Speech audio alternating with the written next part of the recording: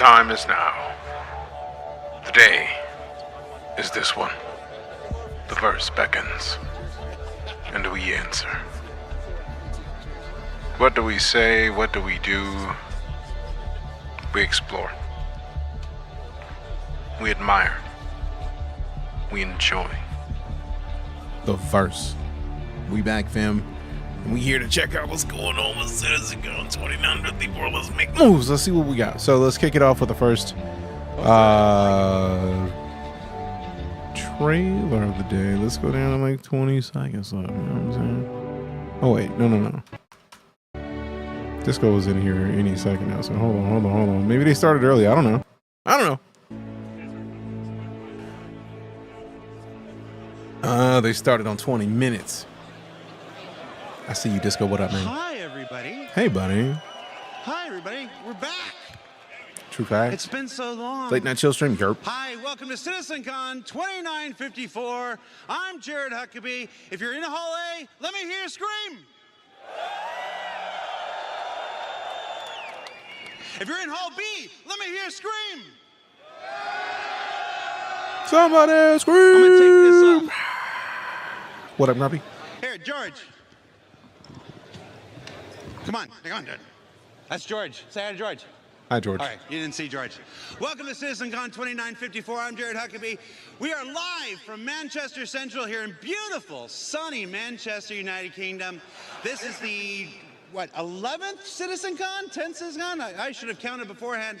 Basically, we're back. It's our first since we returned last year in Los Angeles. BEA beautiful. What up? Sorry about the countdown thing there. This is the biggest CitizenCon we've ever done, and as one might expect, it took us a little longer to get things going than we expected. But we're ready to start. We're approximately 20 to 25 minutes from the show start, so we are not going to make our 11 o'clock on the dot start time, but you can guess about 20-25 minutes. So we do got some stuff here. So what is CitizenCon? Anybody? You can't see them. There's a bunch of people down here below me. What's CitizenCon?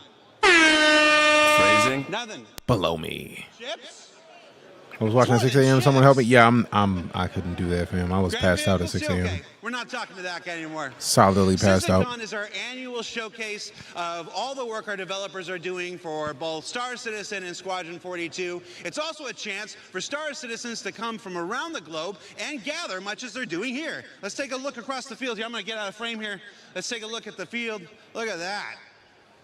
This is our hangar bay of the UEES Barbary. I love the fact that it's like a hangar. That's every CitizenCon, we genius. theme our Hall B, our Expo Hall, to one thing or another. It's absolutely in genius. 2019, it was themed for Grimhex. In last year, it was themed for Pyro. This year, the UEE's in town celebrating Citizen Day, and we'll learn more about Citizen Day later in the thing. So what's on the agenda for this year? Well, CitizenCon, like it was last year, is now a two-day event. So we have a whole host of presentations today and then a whole host of presentations tomorrow. We're going to run them down now and let you know a little bit about what you can expect. So in about 15, 20, 25 minutes, I can't be specifically at this point, Chris Roberts is going to take the stage and kick off CitizenCon proper. We're just the pre-show here. CitizenCon is baloney. What? After No. Chris Roberts takes the stage, we are starting with Brave New Worlds. Now that is our core technology and Star Engine Group's presentation. You might remember that they kicked off last year's presentation with that amazing Star Engine trailer that was like 25 minutes long or something. We don't have a 25-minute long trailer today, but we do have a chock-full 90-minute approximately presentation of their Was that my computer or theirs? I don't know, system, man. which is a subsystem within Star Engine that will let us build planets at the size, scale, and scope that we've always dreamed of. So you can check that out at the start of the day. After that, we've got a social universe. Now, this is the sleeper presentation of the entire thing. Now, we were a little cagey in the description on the website about what this is. You know, it's everybody getting together and playing with your friends and stuff like this. But I'll just say it's the sequel to a presentation we did approximately 10 years ago at CitizenCon. And if you want to look back at what we did back then, you can probably guess what it's about. Folks that are in large groups of people will want to pay attention to this one. After that, we're going to take a lunch break because this is a very long day and, you know, we all need to take a break here. That's your chance to get your snacks, get your food, say goodbye to your loved ones because the second half of the day, you are not going to want to be anywhere else but in your seat. Because when we come back, we've got that cosplay contest sponsored by Tobii Eye Tracker and then Dressed to Kill. Now, Dressed to Kill is also a sequel to a presentation we did in 2019 about armor specializations and basically bringing high function to high fashion in the universe. And then, as we said in our summary on the website, all right, so I'm gonna leave it up here shortly. I gotta go out to the smoker. We got some wangs that are being smoked right now. What you've guessed on it's part of the reason why there's no camera. It's here.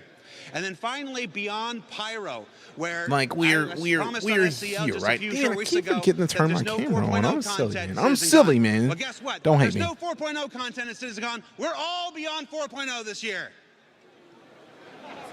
Why you lying, bro? Why you lying, bro? Why you lying, bro? Why you lying, bro? All right, I'm gonna need you to do better with your cues there. We're going to look beyond Pyro to what comes next. And then we're going to take a short 15-minute break after that, let everybody recharge. And then there's something on the schedule that is currently redacted. I'm not allowed to tell you what that is, but I'm going to tell you guys watching at home the same thing I told everybody out front when they were waiting to get in. Do not let any force on this earth stop you from being in your seat when whatever that is happens at the end of the day.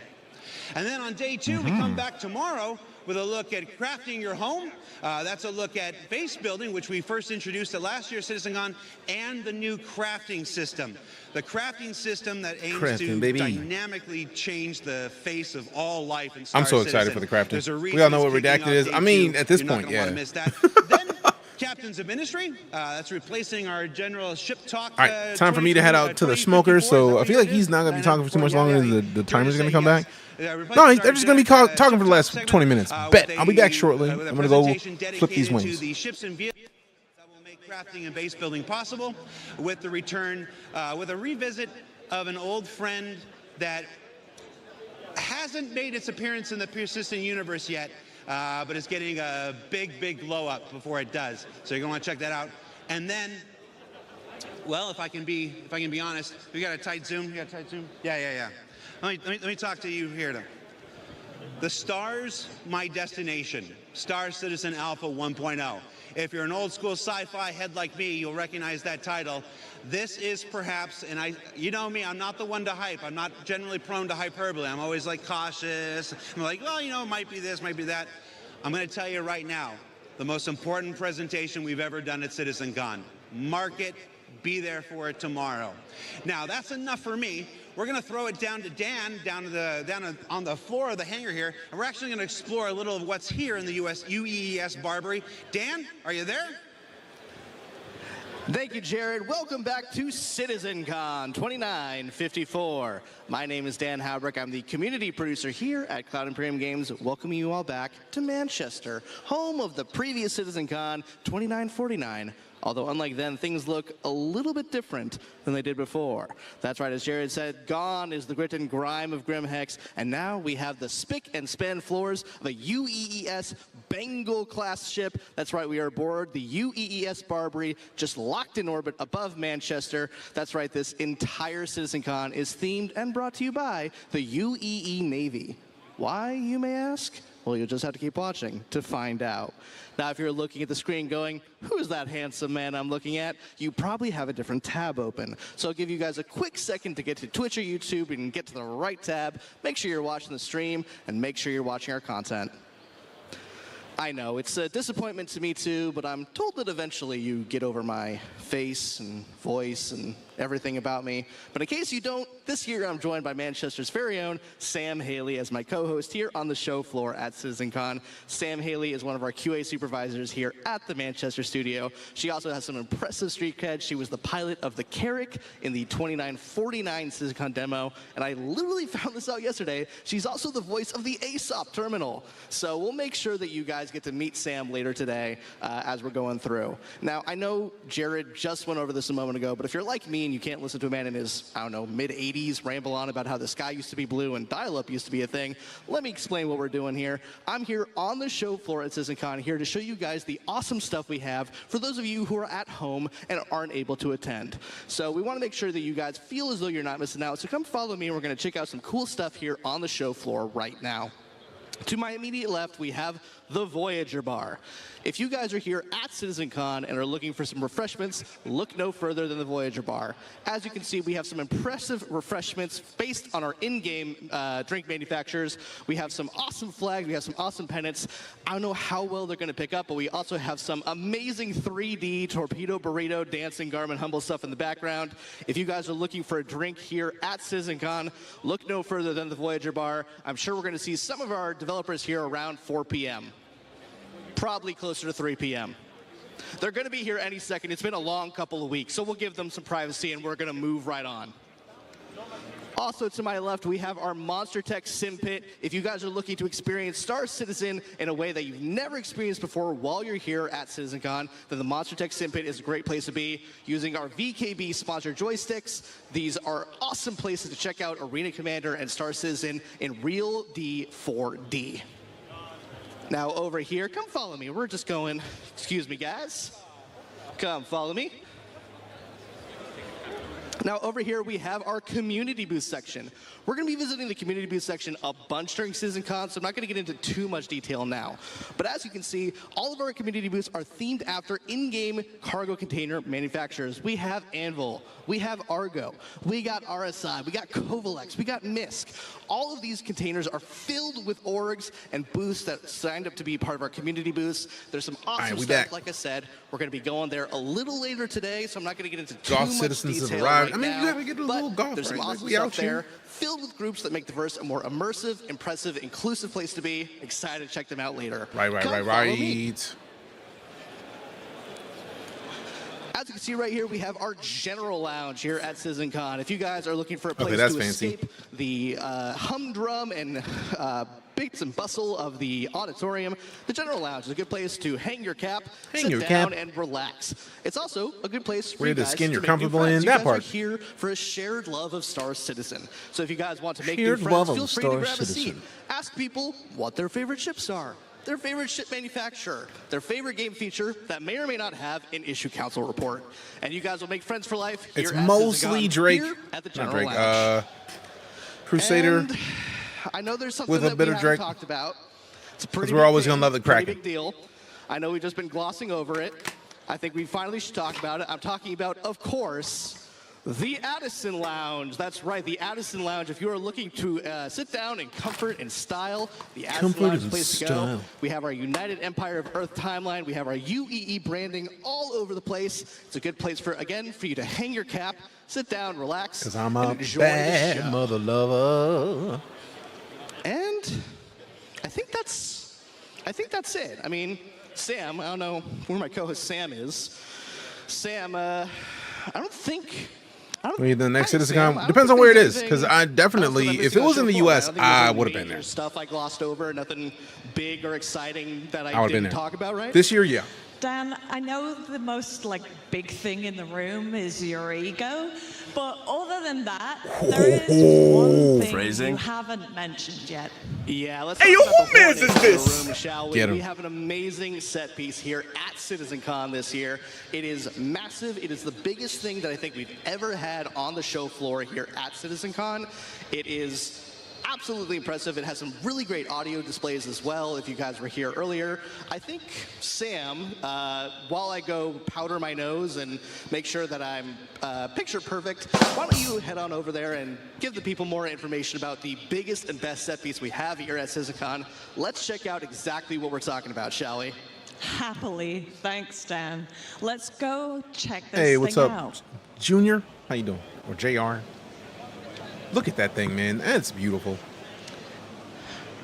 So, as you guys can see, we have a near life-size replica of the Hornet F7A Mark II.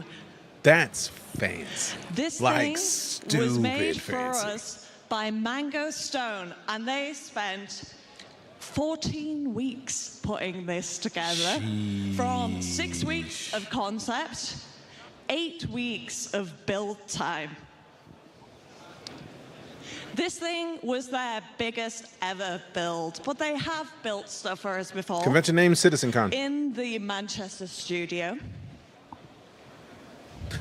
Nice change from game name. Now, as you guys Game name? know, Name this game? is a What name game? medium fighter. Name of game? So it packs a punch. Heavy 3D but printing, it this looks is sick. pretty Is it quick. 3D printing though? If you guys have flown the F-17s I don't know if that's a full before, 3D printed it's thing. very similar. However, this thing, if you guys haven't seen That looks the like just guns wood. and the Gatlings on No, this we're in thing, multiple different streams, Junior. It's You're in that one. pretty We're on Twitch. powerful. We're on multiple YouTube channels. Like there's wide and vertical, and TikTok. Well, yes. So yeah, this there's like 4 is streams right my now. Thanks for being in that one. Second favorite Anvil ship.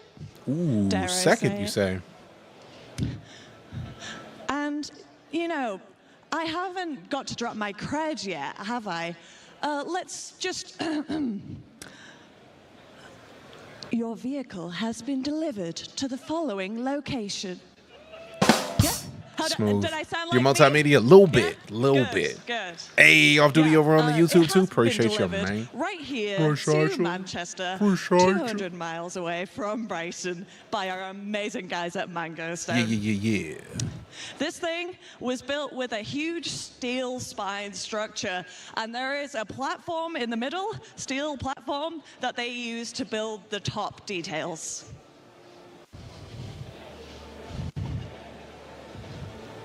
What the heck is that fly thing?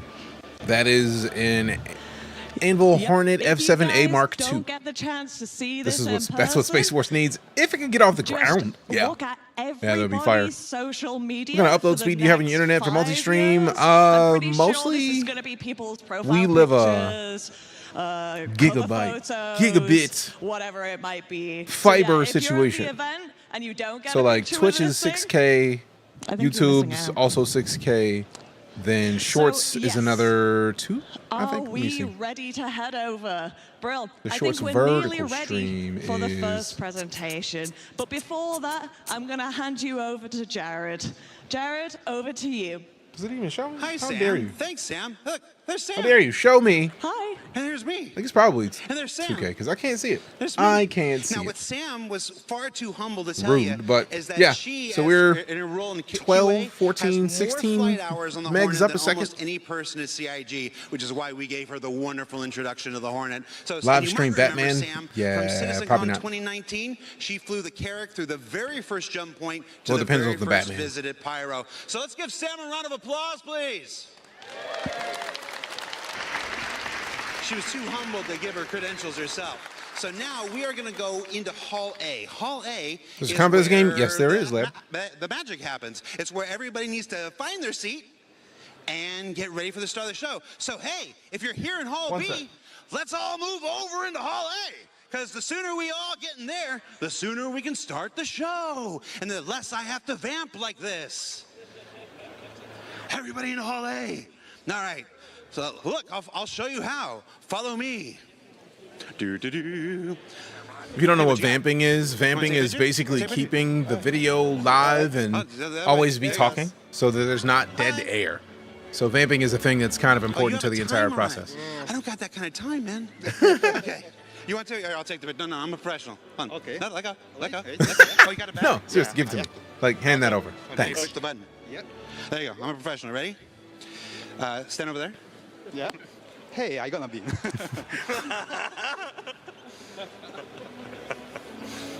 Yeah, no, we're good. All right. No, we're gonna do 2 pictures. Ready? We're gonna do down low, like we're in a rap album. But we can see our bellies then. Well, okay, I'll do this. Good call. And then up high, like we're teenage girls.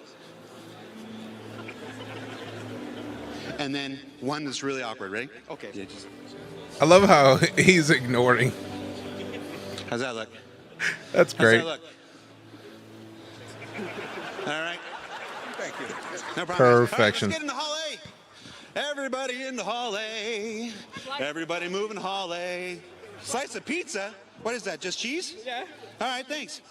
Everybody in the hall. Wow, he smoothed his way through dual slices. I guarantee they gave him a whole pizza after that. Ole, give it up for pizza! I mean, that is Jared. To be fair, he is that. I would expect nothing less. Benny's noodles, we've got torpedo burrito. Tell me this is not my we've got computer with a dips, poo. Stop it. And we've got pizza. Would a scam game have a convention like this? Case closed. Okay. There's a Move to a lot Hull of A. you in I see here. what you did there. This is the largest there. audience we've ever had for CitizenCon. Damn. 4,200 people, plus a bunch of employees, plus a bunch of crew members. Over 5,000 people in this room.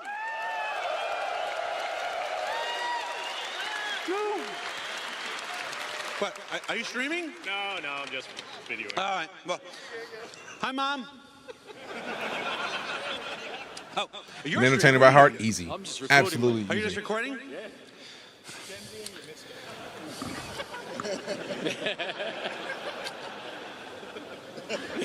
All right, there we go. Oh, what are you doing? You doing the same thing? All right, here, let me see. Thanks. All right. So, CitizenCon, who are you? Martijn. Martin? Where are you from, Martin? Netherlands. Netherlands. Took that dude's I phone love is the recording Netherlands. another I person don't with another remember person's most of it, phone. though. Only disco fan. Do you? Only disco. All right. Must be different for visitors. Different priorities. I don't know if I'm supposed to say that on stream. Whose phone was this? There you go. There you go. All right. Let's go on. How much time do we got? Hold on, I got to put my headset on. How much time do I need to do this for?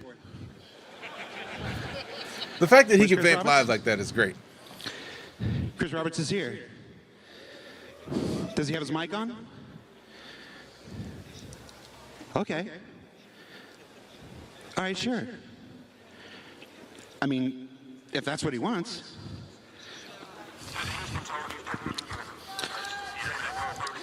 What is that about? I apologize. You ready? Disco is ridiculous.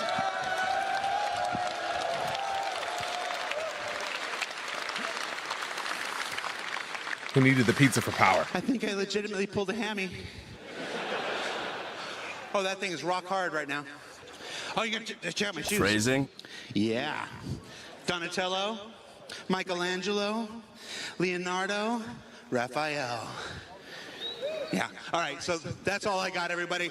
We're going to take a few short minutes. We're going to start the show. Chris Roberts, he's going to kick this thing off proper. So stay tuned. We'll be right back. You're going to love the show, everybody. Thanks. Hey. Enjoyable. All right, 8 minutes left, and then they're taking off the wings. Oh, wow, like, they're not joking. Like, 2 minutes. 2 minutes. Hello, CitizenCon 2954. There's a lot more of you here than there were when we were here last year, 5 years ago. There was 1,200 people. There's almost 5,000 people in the building today, which is amazing. I'm so grateful. I know a whole bunch of you around that have come from around the world to visit the lovely sunny Manchester. But inside here, there's going to be a lot of very cool stuff, although in this up-and-coming presentation, you may see a few things inspired by the Manchester weather. Anyway, so like the first title of our first presentation, Brave New Worlds, we're on the cusp of a new era for Star Citizen because server meshing is finally a reality. People are making their first jumps to Pyro in Evocati testing right now, which is pretty awesome. We're going to have it out at the end of this year. Chris. So I think it was going to be a great new phase for Star Citizen. Agreed. And over these next 2 days, we'll talk about the new tech and tools in Star Engine that will help us craft those worlds that you're going to be flying around to. And you'll hear about our plans beyond 4.0 and how we get towards Star Citizen 1.0, which is out of alpha and for everybody to play. And a little later this evening, I've got a special surprise for you. So you definitely want to stick around for the 5:30 show. Anyway, the team has worked really hard on the lead up to CitizenCon and this year to work on first of all, what you've been playing in live, what you're going to be playing, what you're going to see here. Yeah. So I'd like to thank them all for working extra hard and putting all their love and care, just like you guys love and care what we're building, into what we're doing. So thank them and you guys. Yeah. Appreciate you. Appreciate you. Thank you very much. Without me waffling on, I'd like to bring CIG's CTO, Benoit Bézager. Did I say it right, Benoit? Yeah, okay, good. I'm always bad with French surnames. To the stage to start. It takes a lot for me to not make an Archer reference. If those of you who have seen Archer, you understand the reference that my mind immediately goes to when I hear Benoit. Wah. That's a hell of a bit of music to get called out to, boy. Like, wah. That intro, though, sheesh. Boy. Hello. Bah. Bonjour, CitizenCon. Bonjour. Bonjour. Guten Tag, CitizenCon. Hola, CitizenCon. Ni hao, CitizenCon. And CitizenCon. I'm not doing this anymore. Cool. I am Benoit Beauséjour, or as some of you know me, I am Bob. It's right there, Reaper. It's right there. I just immediately pops. I can't help it. Worlds. I can't. This is Pyro 2, Monox. It's a barren planet, not really habitable. Now, since the advance of our planet tech, we've always allowed players to circumnavigate take a screenshot. That was pretty. And move from orbit to ground seamlessly. Explore complex areas and intricate details. 4 minutes until Wang's. Until the Wang. We're going to need a lot more locations for missions and destinations for more life. But there's a major question that has always followed this project since the beginning of Alpha 3.0. How are we going to make a large number of planets and systems? How are we going to meet the fidelity benchmark we've established? In this technology update, we bring life to lifelessness, even to Monax. We take the physical representation of the terrain, the geology, the atmosphere, the climate, and the environment to create accurate biomes that spring naturally from the collision of all these environments. Coherent, denser biomes that follow the laws of nature that we encode into data. Data that we then leverage to place flora and fauna, yes, but also settlements, buildings, alien and human life in a planetary context. Really now? This creates worlds that are scientifically plausible, richer in gameplay opportunities. I like plausibility. We want you to find adventure just by going around the planet without a quantum point. We want you to find actions along your path. For this, we are changing how we made the game. We are scaling how we make the game in Planet Tech all 5.0. areas. This We'll is see in a not minute. just a Planet Tech update. This is a But collection I mean, I of don't know yet, systems so. that we call Genesis. Big old Genesis. Genesis. I wish they would have brought the Star Engine Now, to help me explain all first, this nice and then work blew and up this with nice Genesis. technology, let us kick us off. Just the order of And I that, in my opinion, would have been welcome great, our but very also, own shit, I Ali don't know, man. Brown and Will They got Hine professionals for on this, phase so I'll plead the one of fifth. Genesis. I plead the fifth.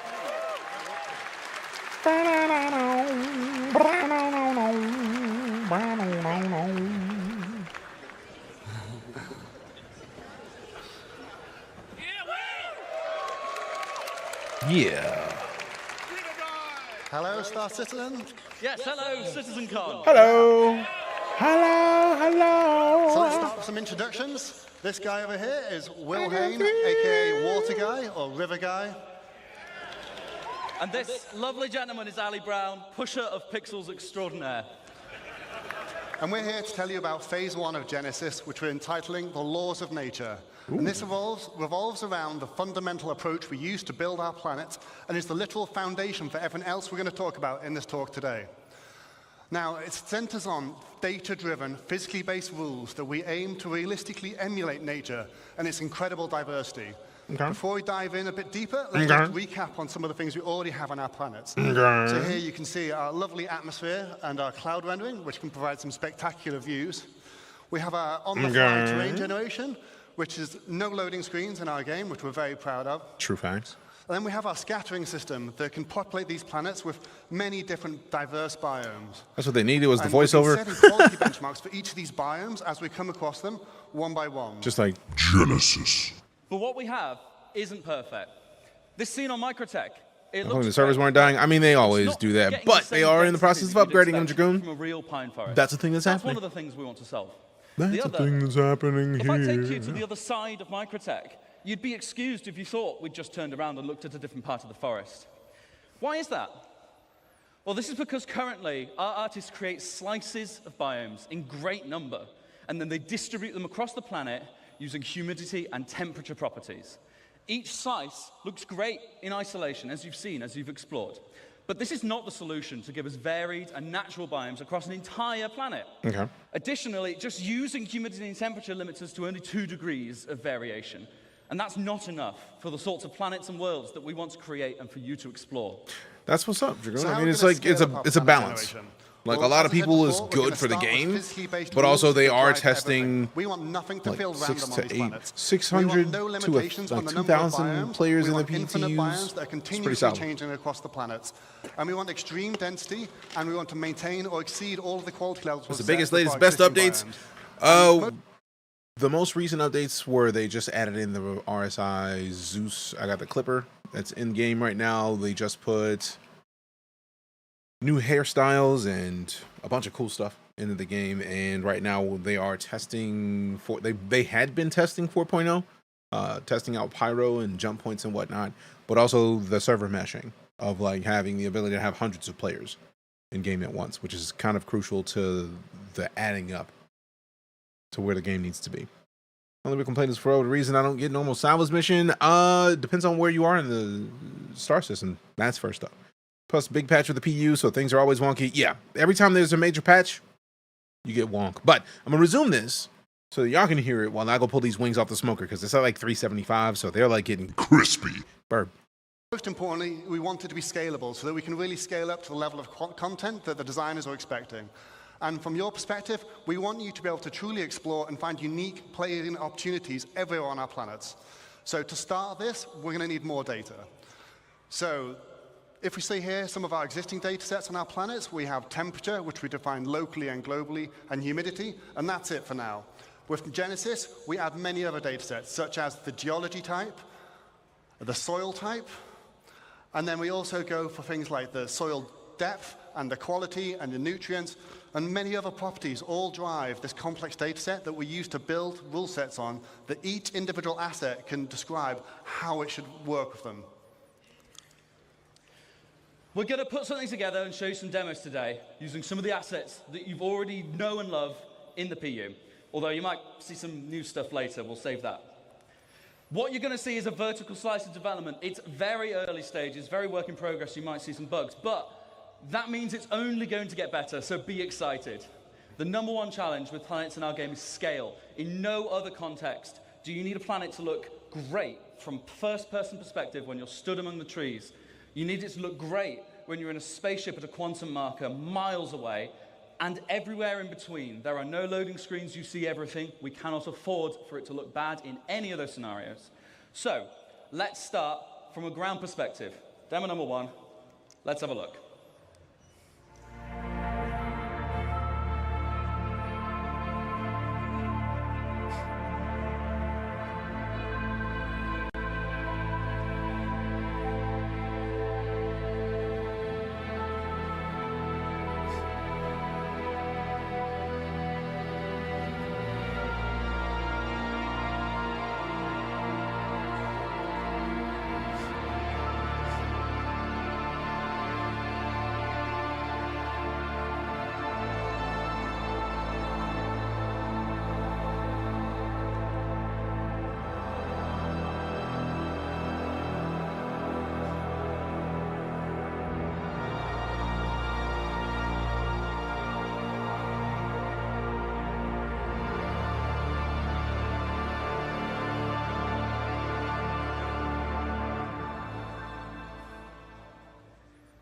So, how do we make that? Thank you, thank you. So, let's talk about first what's underneath it all. The ground! So, in our previous terrain shader, we just switched between different ground textures depending on climate and didn't really consider the unique properties of each type. Now, the terrain shader is based around 4 layers. We always first consider bedrock at the bottom of it all. Then, where appropriate, we add layers of soil of different types. We then add debris where appropriate, whether it be pine needles, dead leaves, etc. And then when it gets cold, we add snow. Each of these layers has unique shading properties and unique transitions between them.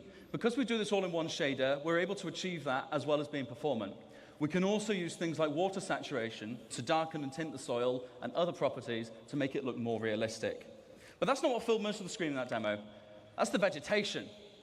Like what Ali said, we want to emulate the laws of nature. So in Genesis, we have rule sets for every asset that tells it how to respond to our rich data, whether it be soil type, water availability, temperature, geology, or whatever. We assess the viability and the vitality of each asset and compare them to decide what is likely to spawn in a natural environment. This automatically creates the cohesive environments that you saw in that clip. Not handcrafted anymore. No one has told those ferns and those pines to be like that. They each want to be like that. And that's what we're doing, multiple assets coming together to create a unique microbiome. What about trees then? Same thing. They have a larger requirement for space. They have a larger requirement for nutrients. That's how you see the distribution, and it's how it all works. Let's meet the flora that came together to make that forest, and have a look at some of their properties. Now, just to note, they are all going to look quite similar because we've already seen them in the same place, so they must be similar. So, building blocks, like grass and common grass, medium amounts of sunlight. We had ferns, see as a much lower requirement for sunlight. We had salix bushes forming our undergrowth. And we had pines, of course, and multiple variations of pines. Diversity is driven by competition. Everything has ideal conditions, which affects its competitiveness. We also have additional control over this in the form of dominance, which allows us to make one asset more competitive and more dominant than another, which is just what we see in nature. Everything is constantly fighting for resources and, of course, light. Because we spawn these assets in a hierarchy, it's easy to propagate shade data down over the distribution of the assets so that we can control ones that prefer or reject shade. Often, like these ferns, they can spawn in light, but they are outcompeted in those scenarios most of the time. So you will see a rogue fern, or a place where there's no seeds for a specific asset, you might start to get this coming in. Let's take a look from a larger perspective again.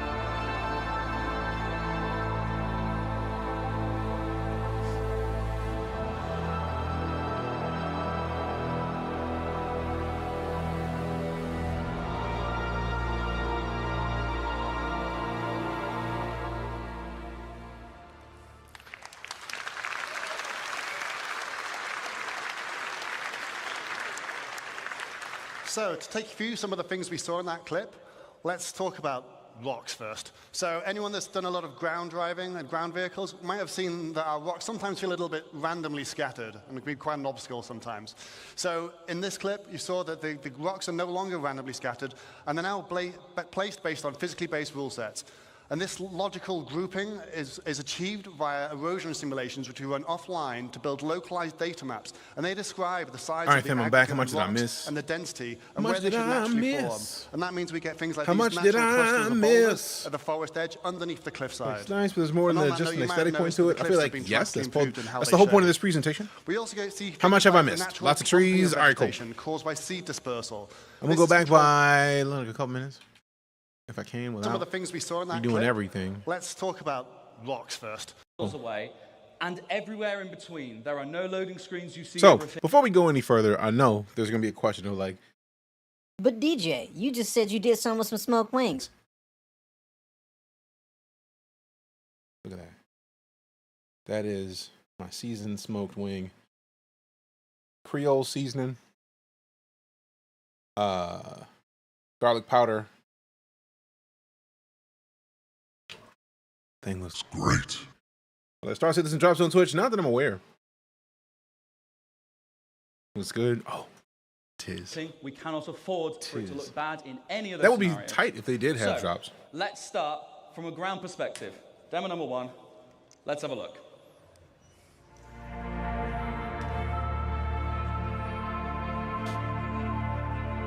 Also, just for funsies, since Lala got me the Truff Darth Vader Reaper Pepper sauce, I put a bit of that into some ranch. So I'm gonna have some Truffle Reaper Pepper Ranch flavoring for the wings to dip. Say that Atlas needs a small rework. I have not used one yet. I was given one after talking to Galactica at TwitchCon. She was like, "You don't have one? Hold up." So I now have one. So I get to show it off soon enough. Oh, that's delightful.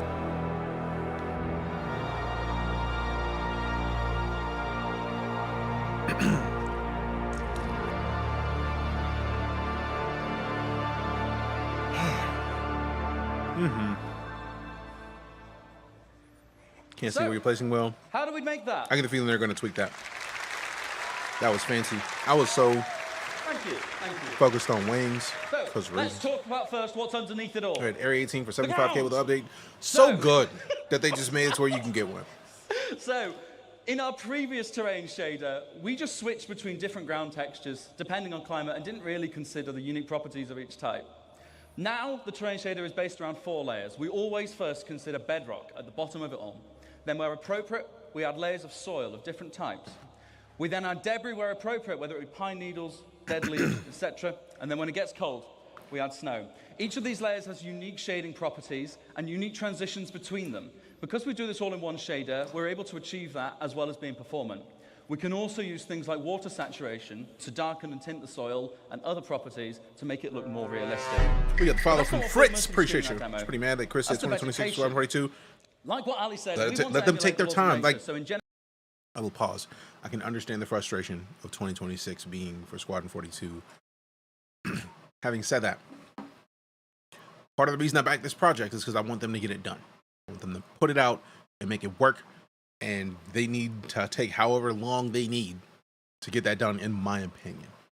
I mean, you can only launch a game once. They've had previous announcements of like, oh, it'll be done here and it'll be done there, and they've never been closer to what release would be until now. So for all intents and purposes, they could go to CitizenCon next year and be like, yeah, we said 2026, we meant now. It's possible. But yeah, Numble makes the valid point, or Lum Orak. I'd rather have it good in 2026 than shitty in 2025, in which case, actual and also factual. But the show was sexy, but a couple crashes during the demo makes the case for more polish. Yeah. Whether it be soil type, water availability, temperature, geology, it's a very good point. I try. We assess the viability and the vitality of each asset and compare them to decide what is like. I want them to get it done, but I don't want it sooner than the cohesive environment they are confident in it. Not handcrafted anymore. No one has told those ferns and those pines to be like that. They each want to be like that. And that's what we're doing. Multiple assets coming together to create a I have not Reaper, but I have it. I claimed it. What about trees then? Same thing. They have a larger requirement for space. They have a larger requirement for nutrients. That's how you see the distribution, and it's how it all works. Let's meet the flora that came together to beat that forest, to make that forest, and have some of their properties. Now, just to note, they are all going to look quite similar because we've already seen them in the same place, so they must be similar. So, building blocks, like grass and common grass, medium amounts of sunlight. Got me on it, don't cross the streams. Yeah, you shouldn't. Sunlight. Never should. We have never a good idea. Bushes forming our undergrowth, and we add pines, of course. I love the fact that they showcase each one of these areas with each one of these types of vegetation. You may not see it as nicely on verticals, but like the fact that they have a sunlight, humidity, and temperature requirement as well as pH and distance apart, powerful. Variations of pines. You know, these ships from bugs. Diversity is driven by competition. Everything has ideal conditions, which affects its competitiveness. We also have additional control over this. in the form of dominance, which allows us to make one asset more competitive and more dominant than another, which is just what we see in nature. Everything is constantly fighting for resources, and of course, Bob County light. Andromeda and a Cuddy Black. Because we spawn these assets in a hierarchy, it's easy to propagate shade data down over the It only expired distributed when, assets like, so that we can it control already ones that expired? prefer So or that's reject one of the shade. bugs that you got? Often, like these ferns, they can spawn in light, but they are outcompeted in those scenarios most of the time. So you will see a rogue. I love the fact that they or a have it to where, like, space hey, that look, sees for a these specific plants could be asset, wherever they you might want. They start choose get to this be coming here, in. and they showed Let's up, take a look and it from was a not good larger for them. perspective again. They were there, and the other plants were like, Get out, Playboy. you don't think much of it until you get into a place that has trees, and you wouldn't think about whether or not it makes a difference to have vegetation. Like, why would it matter? And then, nah, man, they're growing stuff out here. All right, cool.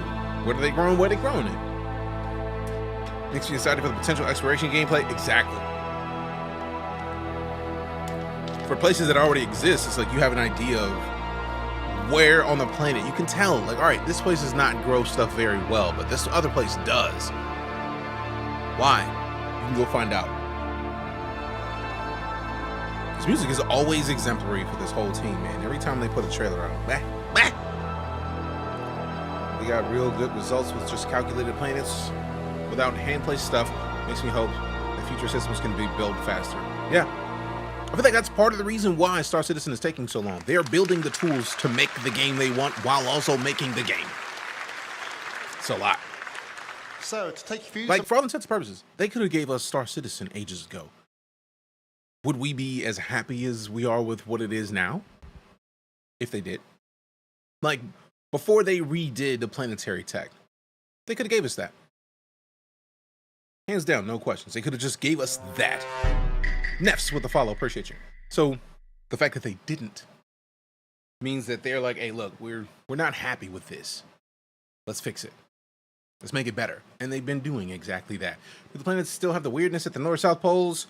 I have not even tried to go to a North or South Pole in a while, so thank you for even bringing it up. Gives me something to do.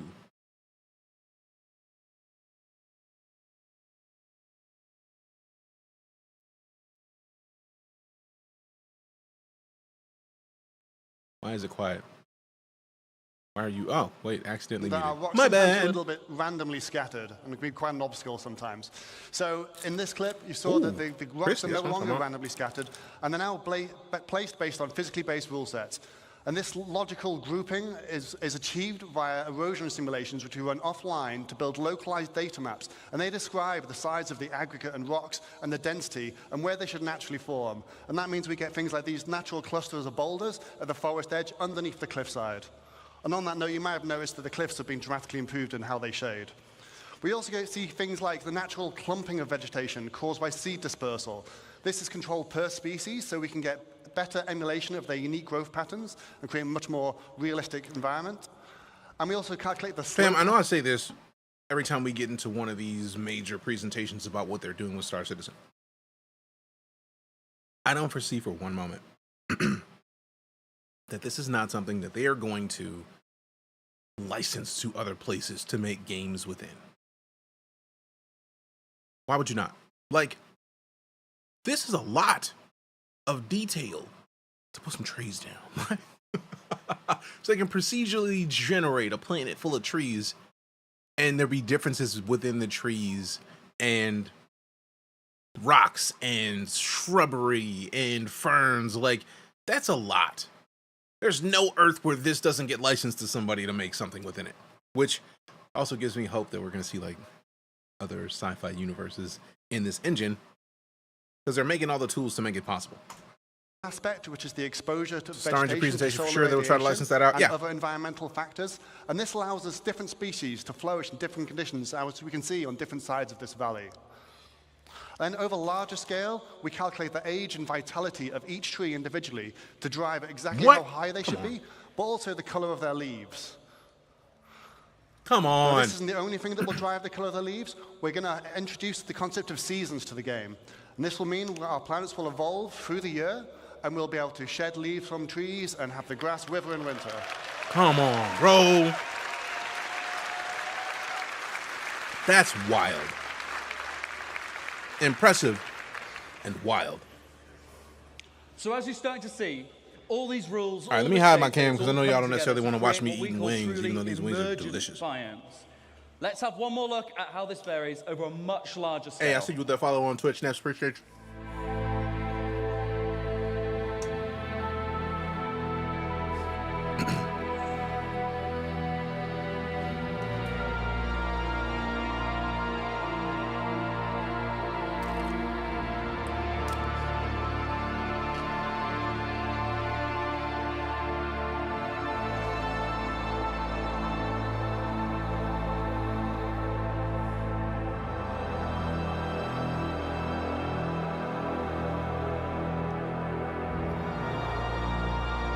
Can't wait for day 2. Big same. Big same.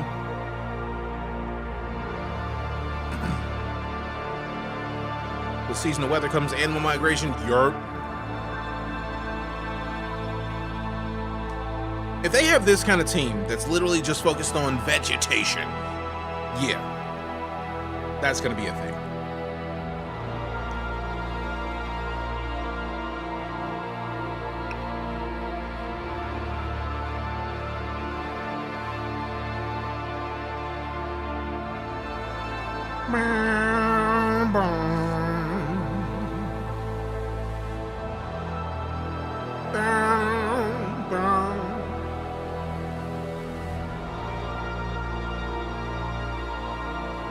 Everything shown at today's event was massive. Oh yeah, that's how it is every CitizenCon. Just like in real life.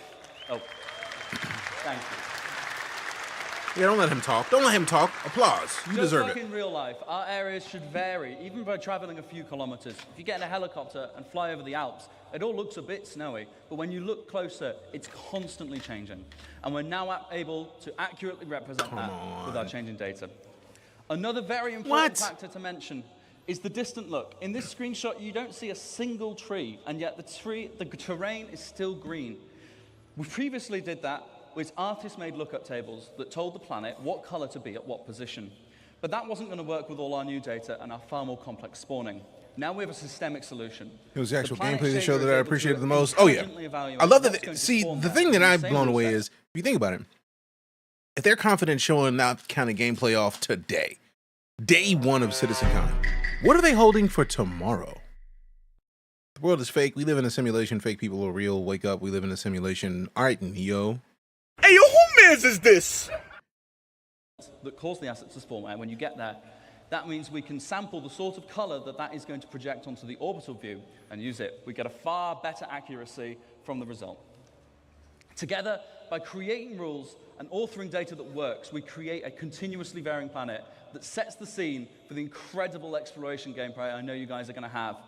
But how have we done this without compromising on performance? So yeah, with all this new data sets and these physically based spawning rules, you're probably wondering, how is this going to handle in your CPU? We don't want to melt anyone's CPU, so we've redesigned all of this tech to work much more efficiently than before, and now it can run on many cores. This allows it to be run perfectly well on both the CPU and the GPU. So we've redesigned our framework so that we can run it at both and swap between them freely. Now, the benefit of this is we can do things like, first off, move the terrain system to the GPU, and we've now done that to get some incredible performance improvements, but we then also cache the results in something we call a virtual terrain texture. I'll give you a quick demo of this now. This is now vastly faster than the previous system, but it also allows us to generate the terrain in much higher resolution, which means all the popping you can see on the mountains as we're approaching, all of that should be completely eliminated on the right-hand side of the Absolutely screen. wild. Calvin, we're looking at CitizenCon. They're covering the terrain and how they're updating the game of Star Citizen and, by association, Squadron 42 with their new engine technology. We gained by making our terrain system more efficient. We've been able to introduce some improvements, including high resolution GPU's melted. Can I trade it in for a better one? blending Always. of new surface types, I mean, and hopefully. of course, better tiling. If you're familiar with any of our planets, we've taken off all the assets so you can see the issue. And now how it looks, Oh, damn. you don't see those lines going at all. Always a good idea.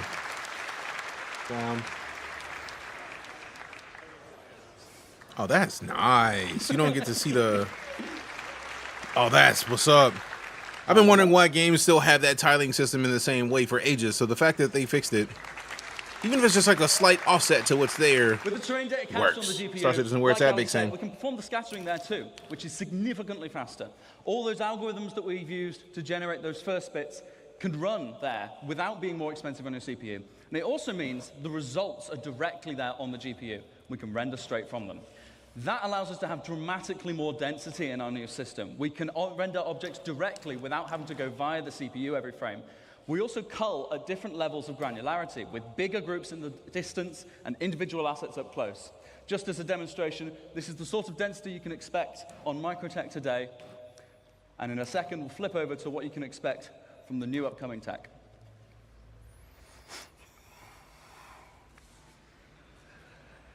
What?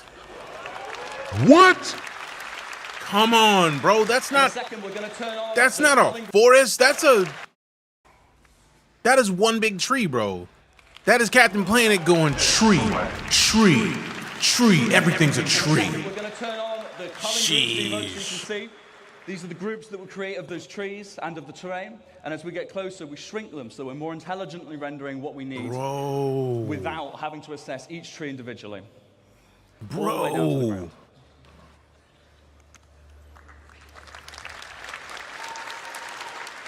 Yeah, they deserve that. So Yeah, to they deserve the recap some of applause. things Come you've on, seen there bro. in phase 1, we had data-driven rules based on physically based data, generating emergent biomes that continuously vary across our planets to get infinite possibilities. And we've achieved this with much greater density than before and much faster rendering. And we also achieved seamless transitions from ground to space with zero popping. So now that we've got all this tech, it's time to talk about how art might make use of this. So for that, I'll hand you to the next phase towards Sebastian Schroeder. Thank you, guys. Thank you. Appreciate you, Sebastian. Come show us some stuff. No physical. Thank you.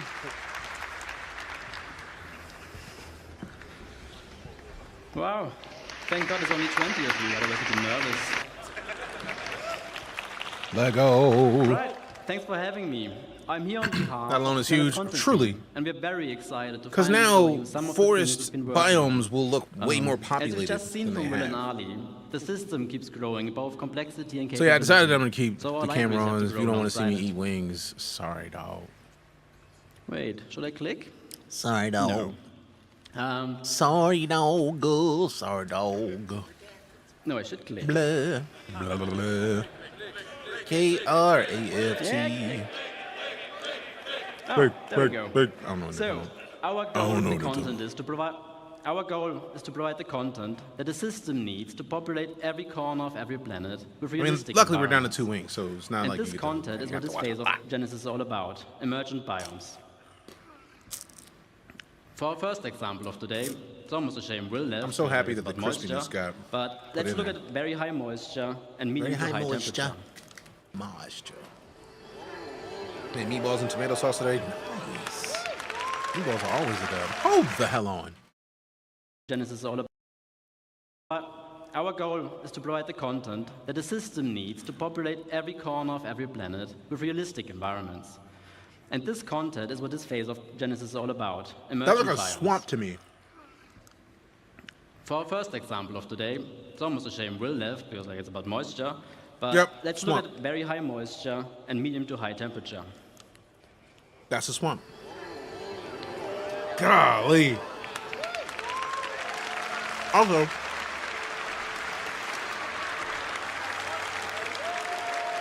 you see them birds? They ain't slick.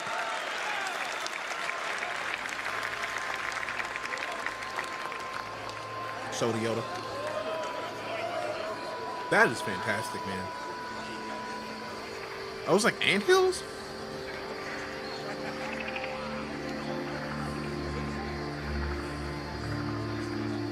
Appreciate the likes, Joshua.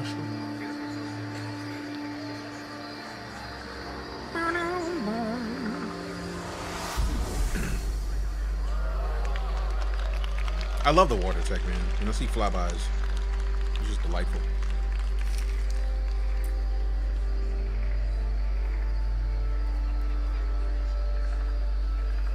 Bro, I've outdone myself with these wings, for real.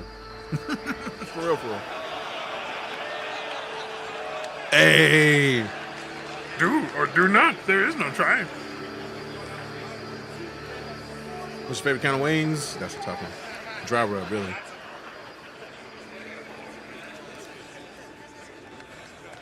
So one was stay crispy.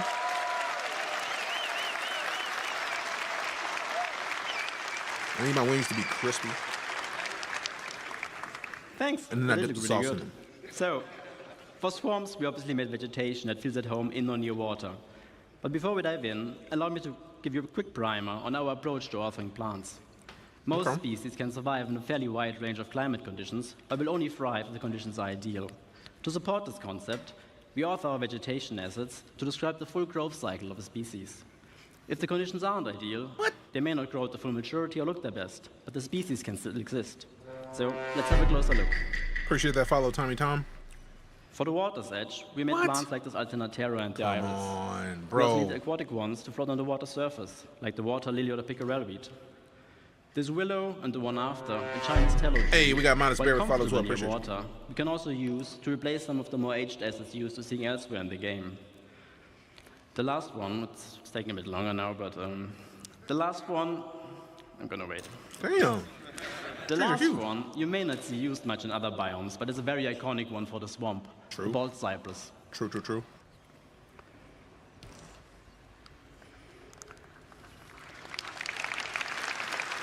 Then they have to license this out. They have to. This is too much So tech. another feature we need for make a swamp experience a proper one is water injection. Over the last year or two, a lot of work has gone into improving the way our water reacts and renders. So naturally, we wanted to make a biome that highlights those advances. Let's have a brief look at what it's like being inside the swamp. What? If you walk or Bro. swim through the water, you may come across obstacles like logs or debris floating on the surface. They will react to the player character and can be pushed out of the way. Let's go. We were also pleasantly surprised when we first saw how the water simulation systemically affects assets floating on the water surface, making for some really immersive moments. Wow, bro. I didn't even see the fish. What about alligators? It's a swamp. That's all I'm saying. It's a Now, swamp. before I Expect it. get to our second use case of the day, a quick disclaimer. Obviously, all the things you're seeing here today we're still actively working on, but this one in particular, it's a bit early in the process. So let's have a look at extreme object density next. With the data saying we should have high rainfall and sunlight year-round, it's the perfect condition for our next biome to appear. Be lucky you don't get stuck. Yup. Borderman walks in swamp, snap, pretty much. Speaking of jungles, jungles came up when they showed the swamps in the first place, so this makes perfect sense that they would be working on these. By the way, new Predator, that would have been great. Also, fam, I am so stoked at the quality of these wings. And I only spent $20, and it's like 30 full wings. Like 28, I think it was. It was like actual, like, the drum and the flat. But like, it's the entire three-piece connected wing. So like, for $20, less than 20 in fact, because one of them was like $7 and some change for 14, and the other one was 9 and some change for 14.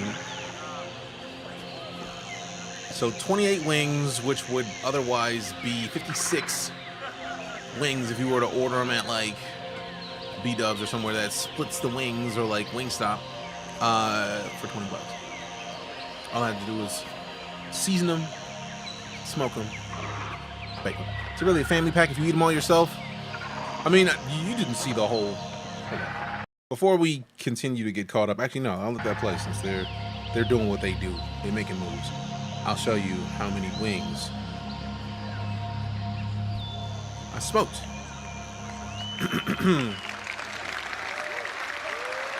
Is it really a family pack when that's how many wings I smoked, fam? Considering everything you've just seen is still very much work in progress, the gameplay capture team really did a great job showing our work in the best possible light. It's time for me to reinstall. With Yes. jungles, we wanted to explore the concept of vertical Jealous. certification, Same. And I made as they are the prime example for that. What it means is that you have a horizontal layers of microbiomes. That emote is defined great, by Rob Rocky. this, Named that way defined by the because it was a species family that of chickens. thrives I mean, with the maybe. amount of sunlight and rain that still reaches there. Maybe.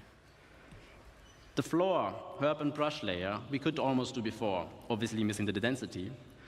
But now we also have the option to add variation to the tree layer by dynamically spawning epiphytes like lianas, orchids, or bromeliads attached to trunks and canopies of other assets. It is for real.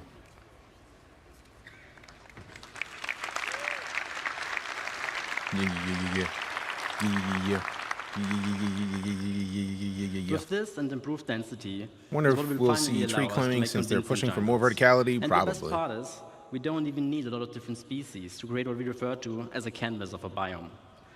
The idea being that we can vary what kind of forest you're in by adding or replacing the plants that visually stand out the most. Now, to get us started on our certification, we made epiphytes like the Epiprenum and the bromeliad, including a potted version for your hab. Then obviously you need lianas for a jungle. And we also made the grias, which add character to the herb and tree layer.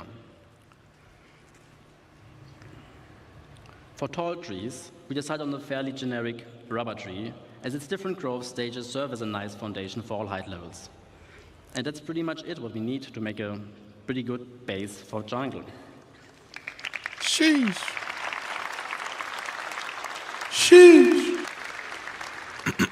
Now, for our third and last use case, let's pretend the data indicates regular rainfall and moderate temperatures. This climate would support a lot of different forests, but we also wanted to use this opportunity to explore extreme scale. And they're just really cool.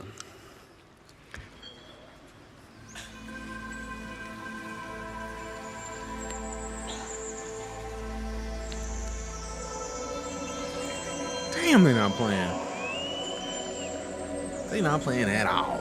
At all, at all, at all, at all, at all, at all, at all. They're not playing at all. They're not playing at all.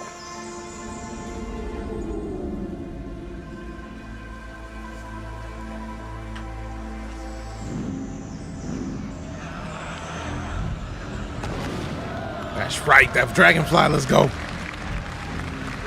Will the trees break under their weight? I've been hoping to see it. Beware of Ewoks, always. That's too much grass for there not to also be raptors. All I'm waiting for is clever girl.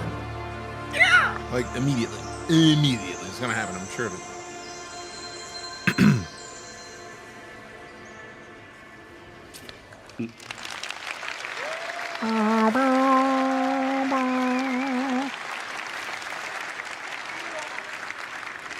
Now, for this one, we first looked at the different redwood biomes on Earth and tried to analyze what the most defining species of them are.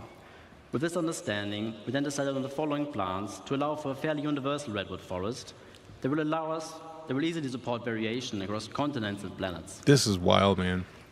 A fairly common family of species for the ground levels of all redwoods are ferns. In our case, the sword fern. Between two ferns. To provide some what up, TJ? How you doing? Density for the shrub layer. To add some Jurassic vibes, we made tree ferns, as they can be found in New Zealand's redwood forests.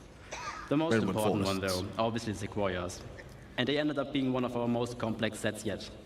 As it turns out, they can grow to be fairly ridiculous in size. The fact that they even have those. Is that a carrot? Taller than a carrot is long. That's good. That's damn good. Now, one thing our game's foliage is Hold on one sec. Now, I was hoping to see the text. Casual place carrot, right? Sorely missing is the ability to properly react to what's happening around it. The goal here is to unify all forces from all sources. Sorry for the horrible rhyme. All forces from all sources. Wind, characters and creatures, ships, explosions, and whatever else, and have the vegetation behave accordingly. Shorter. Now, as part of our tech improvements, we will be implementing a GPU-based simulation that's fit for our game scale. For now, we've set up the ferns with our existing CPU-based one to better visualize what it will feel like to walk amongst those giants. Also, with the biomes on our planets now being defined by where an individual object wants to appear, you can expect a lot more happy accidents by having species invade different biomes, making for some unique locations, hopefully. Surely. Hopefully, surely, maybe. Possibly. Could be.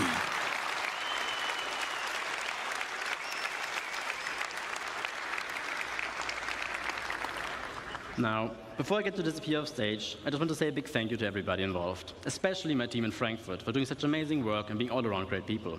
And also to all of you guys. I really hope you have a fantastic CitizenCon. This concludes this phase of Genesis, so please welcome Ian to the stage so I can tell you all about the next one. Welcome, Ian. Get out here.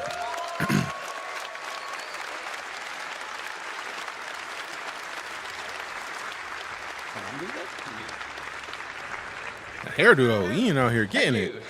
We see you, Ian. Hello, CitizenCon. Got that straight two-face. All right. Let's pause it. Let's get this recap real quick.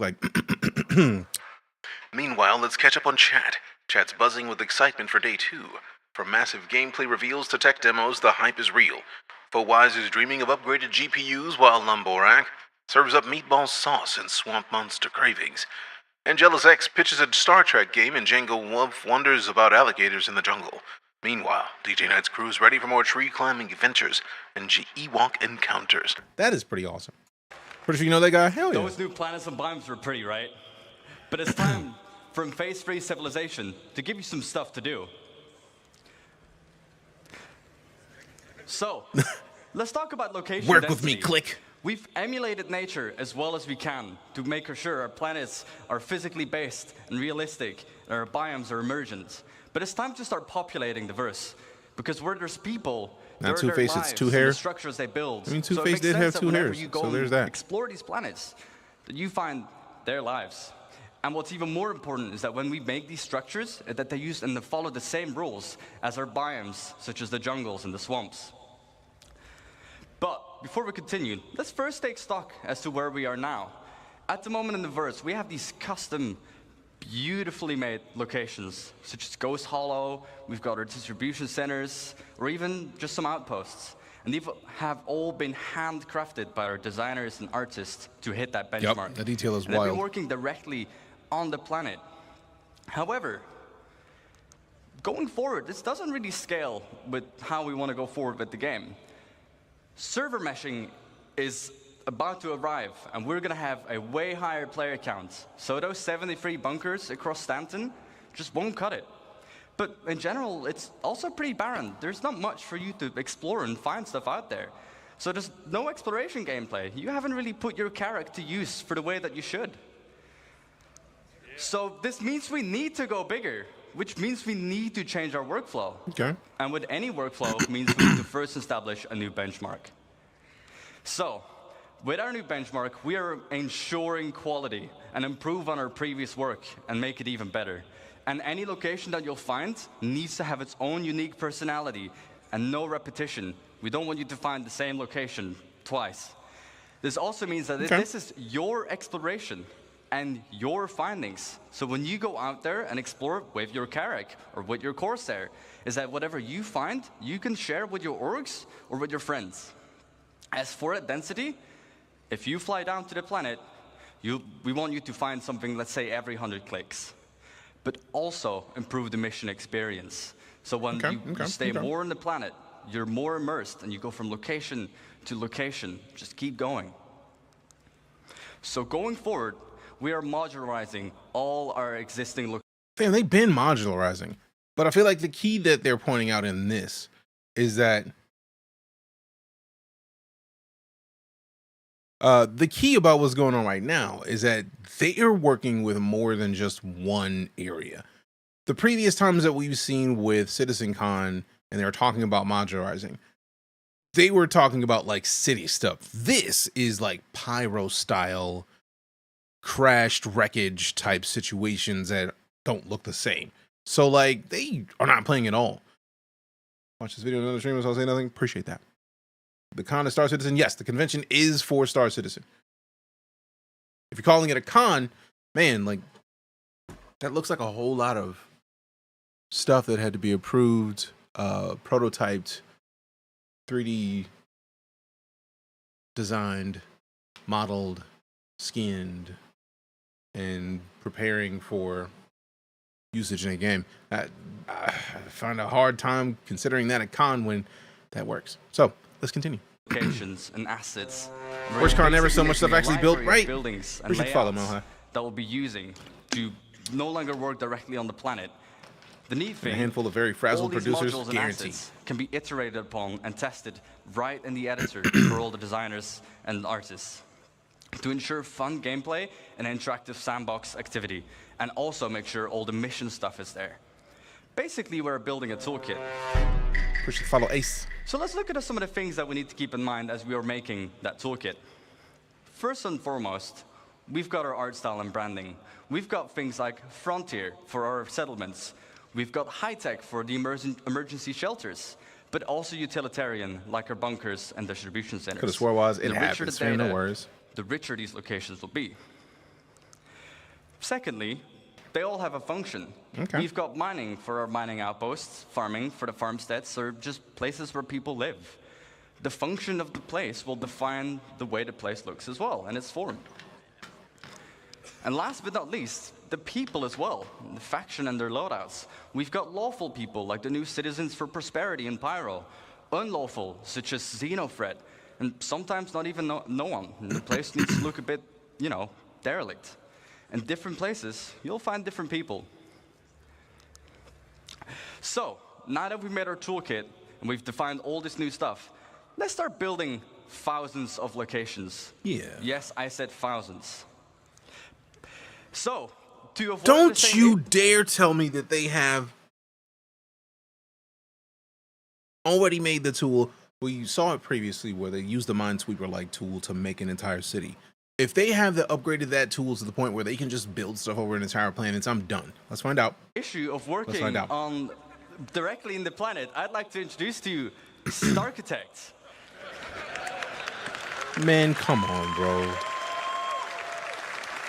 Don't play with me right now. What Starchitect allows us to do is directly on a planetary scale scatter all these new libraries and modules and assets and no longer work directly on the planet. And it uses the same logical rule set as our emergent biomes. And it also gives us full control over the data that we set on these locations. So expect locations in places where they make sense. Yeah, but even if it's the tree system coded for points of interest, the tree system seems like an evolution of the Minesweeper tool they used to create cities in the CitizenCon from like 2016 or 17. So like they're showing in real time how much they've updated each group of these sets of tools to make them even better. New Genesis data and all these new libraries and chuck it into Starchitect and see what it gives us. That may be your belief, Matt, but I disagree. As you can see, we're now able to make full-size locations, and they will look completely different based on where you'd find them. The layouts are controlled by the rules, and it will reflect its place in the verse. We've got farms, mining outposts, but even our older locations, such as the bunkers that you found on Stanton.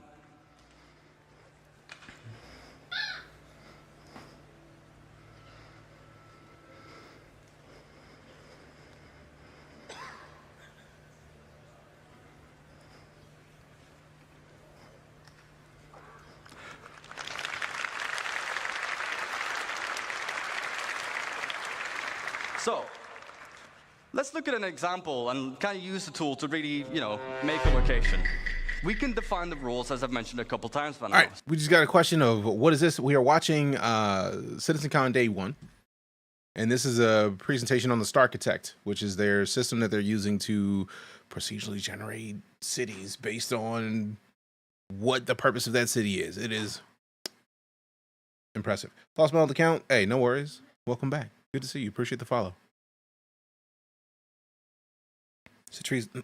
Star Engineer. I mean, they're going to have 1,000 different star names. Near a resource. We can specify what this resource needs to be.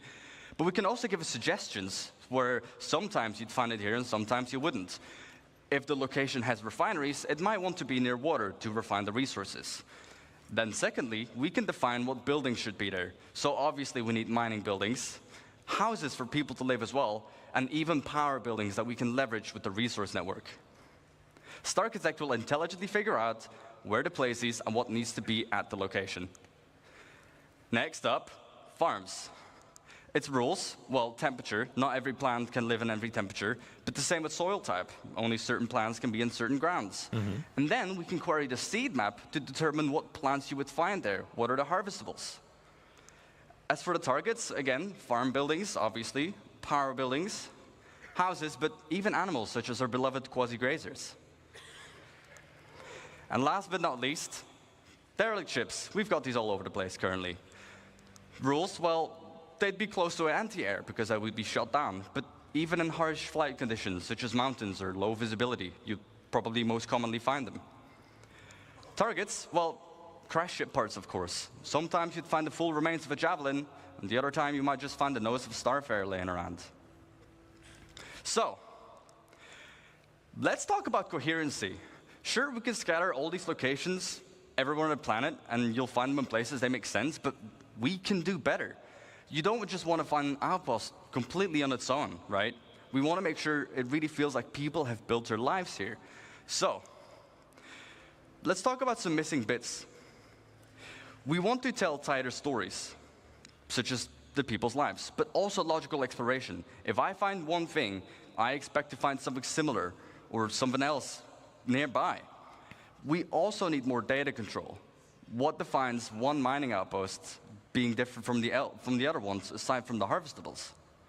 And also give the narrative developments. Make sure people build near rivers, on mountains. They build near town halls. They build near distribution centers. So to hit that bit of our benchmark, we make sure that locations are near each other and group them together. The effect it gives is a fully developed landscape with vistas and points of interest all over. And we group them together in what we like to call a cluster, like this one, that has 13 locations. Time out. Resource network for point of interest means a lot of emergent gameplay, like a maintenance SOS from a homestead or something, broken dew collectors. Exactly. But like this. This is a cluster of individual points of interest that they are going to be building based on a rule set that they can just randomly generate over an entire planet. Come on, fam. Come on. You have to appreciate that. You have Let's to. Talk about clusters. Clustering means generating locations near other locations. So that's fire, man. For example, if you find a distribution center, just like in the verse currently, I would find forward operating bases next to them. But if you go even further out, you'd find mining outposts to funnel those resources to the FOBs. Go out even further, you'd find caves around them, because that's where they might find some of the gems. Come on. And then we can even specify the data on a cluster level. All of the factions that live at this whole cluster, any mining outpost, that would be the same people, but also what commodities they sell, to find on what resource you'd find. So let's look at an example of the clusters. We have our mining cluster. Again, we can define what rules we should have. Rules, well, near a resource, just like our mining outpost, but also it needs to be on a lawful planet. We can target on a planetary scale where they would need to be. They need protection. As for the targets, well, caves, mining outposts, but even trade posts. Let's go to the other side of the spectrum. Before I do so, I forgot data. We can, on a cluster level, specify, again, what mineral commodities, but also what harvestable types you'd find are in that region. Now let's look at the other side of the spectrum, an unlawful cluster. What rules? Well, they need to be far away from any other cluster, because they want to be isolated and do their evil deeds on their own. And also on an unlawful planet, such as somewhere in the Pyros system. Wow. For the targets, outlaw outposts, crash ships, because they would shoot them down, and also ruins from just places they just completely overrun. The data on this one, you'd find specific loadouts, and they'll be using weapons that you wouldn't find in any other legal system. And these weapons will be sold at the shops in these regions. So, now that we have a cluster, let's go even bigger. Just like our locations, we can put clusters near other clusters, and we group them together, ranging between 10 to 15 locations each. Bro. And we group this into what we call a sector. Bro, they just explained the concept of clusters. I love how they explained all of this, because they broke it down to easy mode. They said, hey, look, this is a specific kind of area that you can find in specific planets, but like, this is going to have a specific look to it, right? And then like, we can just make it to where that whole little area looks like something interesting in and of itself. Right after you got done learning about how nature is going to look fantastic no matter where you go. Then they immediately go into like, all right, cool. So you see this cool thing. And then around that cool thing, there's going to be other cool things that we randomly put there because that thing is obviously going to have other cool things in it. That's called the cluster. And then you're just like, bro, like, oh, we also got a bunch of these different clusters that are going to be near each other, and we call them a sector. It's like, come on, bro. That is beautiful. I'm raiding in every unlawful sector I find. I mean, you kind of have to, because they're going to have weapons that you're not going to be able to get anywhere else, which leads me to believe, especially if they get into any kind of the economics of Star Citizen during CitizenCon, we already know that the stuff that you can only find in the unlawful sections, if it's good, it's going to have a high price tag when you go to the lawful places. You're going to find the unlawful people in the lawful places. They're going to pay good money for the unlawful stuff if you just got some in an unlawful place. I'm trying to get paid. Look it up. Explain to me more about these here sectors.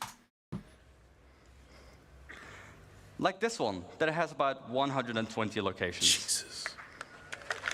However, on a planetary scale, we can define how many sectors we should have,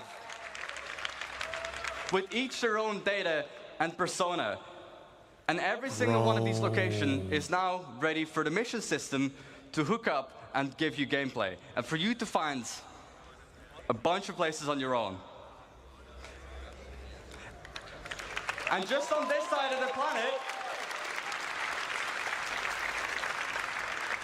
can you guess the number? We've got about 3,042 locations. Immediately I'm getting a squad that's like 10 dudes, guaranteed. Guaranteed. Again, bring your whole crew. This means that Starchitect, Hey, my boy, immediately getting super paid. How many Come locations on. we need, what you'd find there, Let's and it just go. give that full identity. Pay me. Pay me what you owe. Give it up. Thank you for listening. And I won't just see you in the verse, but I'll see you in a denser verse. Wow.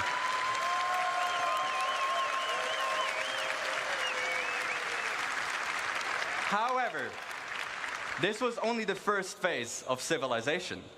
Let me introduce you to the stage, the person who will introduce life at these locations, Francesco Raccucci.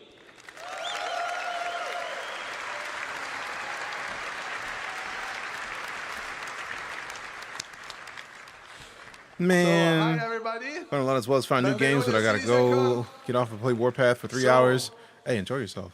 I'm looking at the Warpath. I feel like I know that name. Where are we today? So my name is Francesco Raccucci, and I'm the director in CIG. Welcome to the next step of Phase 3.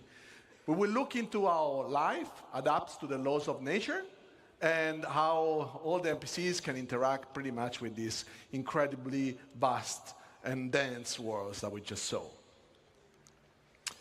So up to this point, we have seen how we are building the worlds. We start from the physical data set, and this is to make sure that what you see is not just beautiful and realistic, but also physically accurate. So the distribution of the elements that we have seen and the location and the POIs are influenced by geology, mission, narrative, and the lore.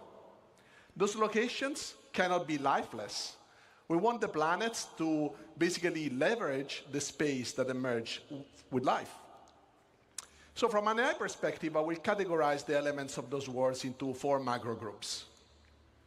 Emergent environment, that is everything we have just seen being built out of the physical data set.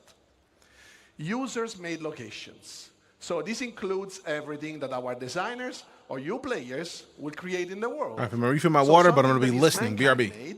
And not predefined in the environment. Interior of those locations. Now, this is very connected to the previous point. The difference is that they represent usually a confined space where there is much more tight interaction.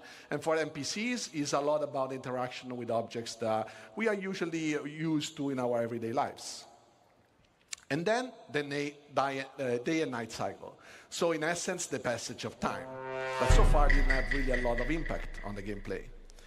So to allow life to respect this world and conform to the rules that this environment defines, well, we want to improve our tools and workflow And we want to distance ourselves as much as possible from a designer-driven approach. This is because, first, it's labor-intensive. It can be prone to bugs, but also because the scale of the words that we've just seen are very hard to be designer-driven in the markup. So we want to improve this workflow, and we will see how manual markup is also not usually the best option, because with these words that are heavily impacted by users and changes and customization, it's very hard to know in advance where interesting things are.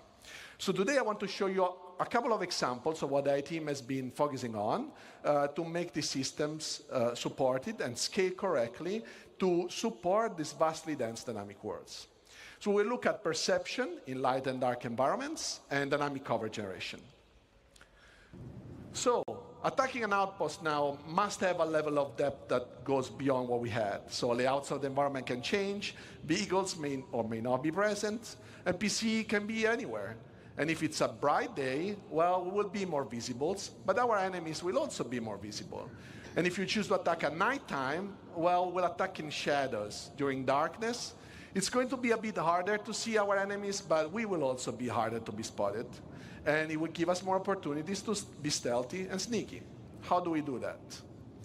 So as you see, there is also a lot of different light conditions in this outpost.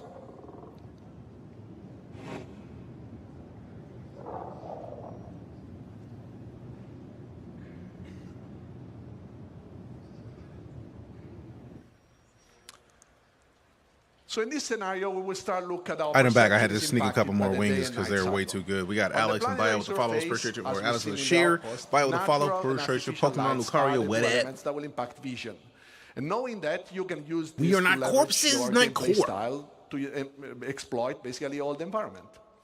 So what is perception? On NPC level is the combination of data that we collect out of the senses. And vision is one of the senses and just tries to, in a way, simulates the human side ability. So designers can already tweak everybody adds these. And one way is regularly. How Daniel the Demon mostly, because Daniel likes to talk about corpses. And the light condition have a direct impact how quickly an NPC will fully understand, for example, if there is an hostile in front of them. And obviously, there is condition of light that designers can control, and some others, like the day-night cycle, that they can't. So in this video, we'll see two main that copian though. When the did they graph get on the top left, like and leopard the paint? Colorful cones. The graph on the left basically represents the current light level the NPC is in, and the current multiplier this light level generates to speed up or slow down the NPC perception and understanding. The two cones instead represents the primary and secondary FOV. The red color means that if you stand in that location, it will result in NPC reacting the slowest to you, and the green color instead represents the quickest response. So during the night, NPC will have a hard time to understand and foresee and see things, but if they have flashlights on their helmets, they can turn it on, and this will impact their primary FOV. Making How do you actually get to see the specifics of how their field of view works? That's beautiful. And as you see here, first of all, the NPC is patrolling with his domesticated friendly copion. This is because he wants to exploit the vision, the night vision capabilities of the animal, and it's kind of our tier 0 pets. So we will now look at the cover system. That is the next. I like how they just glossed over tier 0 pets. There was no applause. I don't think people even heard what he just said. He said tier 0 pets, and there was no response. Dynamic things that I want to show you. Imagine. So when we introduced planetary navigation mesh the first time, our goal was really to create a systems that would support and process the environment in a very dynamic way. Our planets are just way too big to statically export them and process them, first of all. And then their regions only exist when somebody's there and the NPCs are there. So essentially, environment has its purpose only when life exists. Also, let's keep in mind that even if we could export dynamically and statically those planets, so processing dynamically all a static version of the planet, this would be, first of all, appreciate the follow, Jake Frog. What are we watching? We are watching the explanation of appreciate the roses, Zlagathor. We were basically watching what's going on with CitizenCon, and I don't even remember the beginning of this. specific presentation, but it's talking about primarily what it looks like is the way that the enemies view you. Yeah, dynamic world interaction. So, perfect. I'm consuming. And also because we have a lot of Also, runtime if I didn't clarify, it is for the game called Star Citizen. This is CitizenCon, which is their yearly convention where they talk a bunch about the game. And we're recapping, basically, a lot of the stuff that went on because I didn't get to see it. Because it started like 6 a.m., man. I don't... No. Of the rain. This would require us to still reparse it at runtime, and pretty much that will be almost all the time. So to generate the cover data, we want to leverage the navigation mesh system.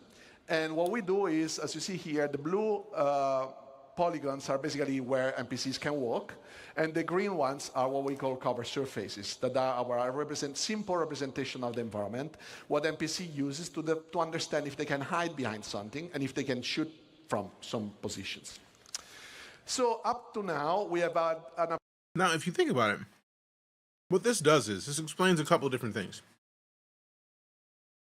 That means that every vehicle that exists, that lands, has these borders on them that NPCs can see, so they can decide whether or not they want to try to find you.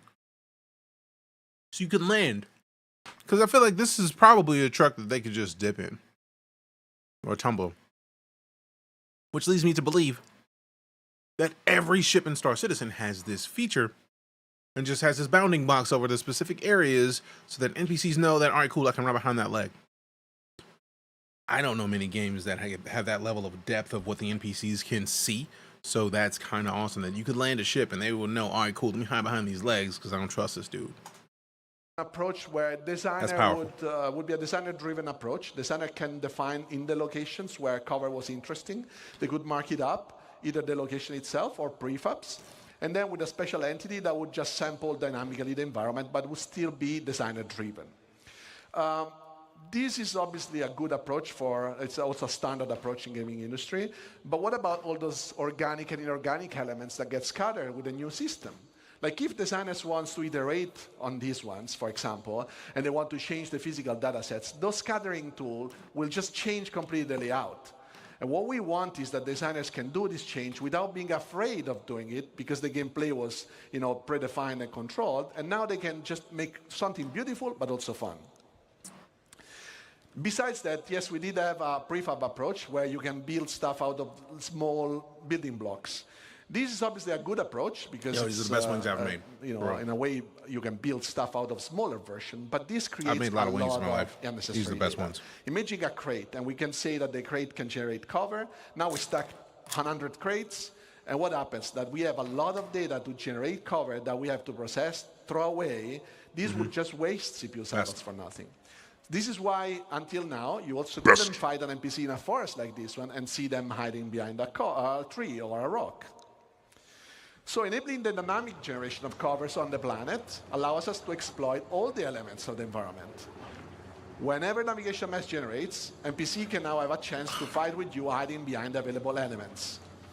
Boulders, rock, walls, and are all useful elements right now. I love how they've done enough showing off their gameplay and the way that their systems are made that I just knew that that was exactly how this was going to operate, was that every vehicle was going to be a part of this. So, yeah. However, we don't have to limit ourselves to static geometries, but also vehicles can be used for cover. And as you can see, this is dynamically generating while the vehicle moves. So be careful where you park your Ursa, because now it can become a source of danger for you as well. Last but not least, these systems can be just used on all the different type of navigation mesh we have. So not on the planet, but also, for example, the interiors and everything you guys construct. Because obviously, you guys will build your own locations, but you don't really mark up stuff, or you don't want to decide that, because that's going to come automatically out of the system. So I want to show you. Too good. Voxels? When did they start using voxels? Man. So what I want to show you now is just like a little bit of insight of what goes behind the scene when we generate navigation mesh. These are some of the steps that our system does. So we always start from the environment voxelization. What that means is we process the geometry, the physical representation of glorious the and ridiculous all at once. Than usually the render mesh, and we construct it in a voxelized approach. This is also using different types of agent definition. Why so? Because obviously where a human can move is not the same as where a vehicle can move. So we can define different type of precisions and then speeding up the process where we have to, and be more precise where we cannot be to. And we can also create overrides based on different things. For example, if you crouch, you can enter into smaller locations than where you stand. This process is basically common between navigation mesh and cover. After that is generated, then we can evaluate the voxel in different ways. For example, defining where we can walk. So can we make the step with our foot over a specific voxel? Or is there something in front of that hole in the NAM mesh so that we can actually cover behind? And then we can basically decide where to generate cover surfaces. And after the cover surfaces are generated, we can process where the cover locations are. Cover locations are a good spot for NPC to be behind the cover. So what we see here is that with the introduction of Maelstrom last year, obviously we knew this would revolutionize how you guys are playing. And we did have to find a solution to handle all the destruction you can create. So you would destroy so much stuff in this world that we had to find a solution, right? So this is why we approach the cover generation navigation mesh as it is, because there is just no way for us to predict anything that you're doing, and we want just Maelstrom to be another trigger for word evaluation. Bro. So as you see, this is all dynamically generating. And destroying anything just makes the word be reevaluated. So the AI are going to be the hardest things to fight in this game. Lots of rules, so you can see that here. But when things break, first they invalidate. It's going to be impossible, fam. Like, AI going to beat your whole ass. Decide when it's a good moment to regenerate, so that we also don't waste too much CPU cycles. The color that you see is mostly cover quality. Man, so they're going to beat our ass, bro.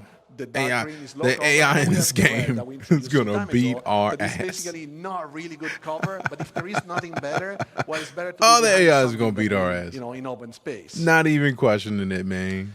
So let's just recap. What we want to do is finding a plan and having a good plan to approach life in this vast universe. What we want is the life to be able to systemically evaluate all the dynamic environments that is generated. We want to improve our workflow, not only to support designers and Gunfight's about to go insane. True facts, says true facts. So we want the life to PvP and AI, and this is all for making the game fun. Star Citizen is going to be the... They're going to make a PvEVP experience. Like, why would they not at this point? They could legitimately do it. And it'll be so fire. They're going to make like the drop zone thing where you could be in space and then fly down to a planet and fight. That's going to happen. And they're going to make that its own thing. And somebody's going to play it. And it's like, oh, if you buy that, you already have Star Citizen with this ship. It's going to watch. Obviously, this is just me wishfully thinking, but the potential for this tech is huge. Fun for you so that everything comes together. Come on, bro. So thank you all. This was phase 3. And now let's welcome Bentari that will introduce you guys to phase 4 of Genesis. Bro. Thank you. Bro. Hello, CitizenCon. Hello. That Mohawk, though. Let's go. You got to show some respect to Mohawks. Imagine you roll to one of the unlawful sectors and someone's already hit an outpost. Are you fighting them or befriending them? Light and yeah. sound. But that's the thing. Now, we've seen... Will you easily know who is who?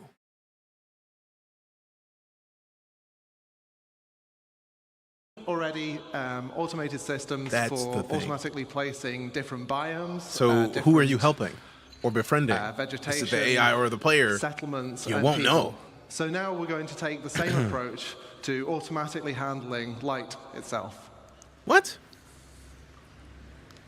Brummy Scoos? First of all, why is this important? Well, it's not always obvious, especially when they do their jobs as well as they do. But there's an incredible amount of attention from the lighting artists that goes into all of the locations that we have in the game. Besides just marking up the reflection probe areas, they also manage the visuals really carefully, adding fill lights, approximating bounce lights off ground and up into ceilings and dark corners where there aren't any direct lights pointing, really. And the problem is, not only does this take a lot of time and really constrain the style that they're using, it's simply not possible. If you've got a planet full of forests and, what was it, 3,000 and something placed locations, you're going to be exploring places that no artist has ever visited. No, they've not looked at, and they're certainly not going to be able to have tweaked it for you. So we need something that works completely hands-off. They always showcase stuff that is just indoors, like you can put a lot of little next lights level, around, bro. pointing from different directions. You don't have so to be can on probably point. Yeah, you justify are. it. The AI is already a problem. If you get a good server where the AI is at 16, you already got a problem. So now that they have dynamic cover, bro, going to sleep. Reinstall the game. You've got the sun, you've got the sky. How to play will come back to you. And if It you're just takes a little behind time. tree, you've got the sky. And so you need that skylight to vary. Now,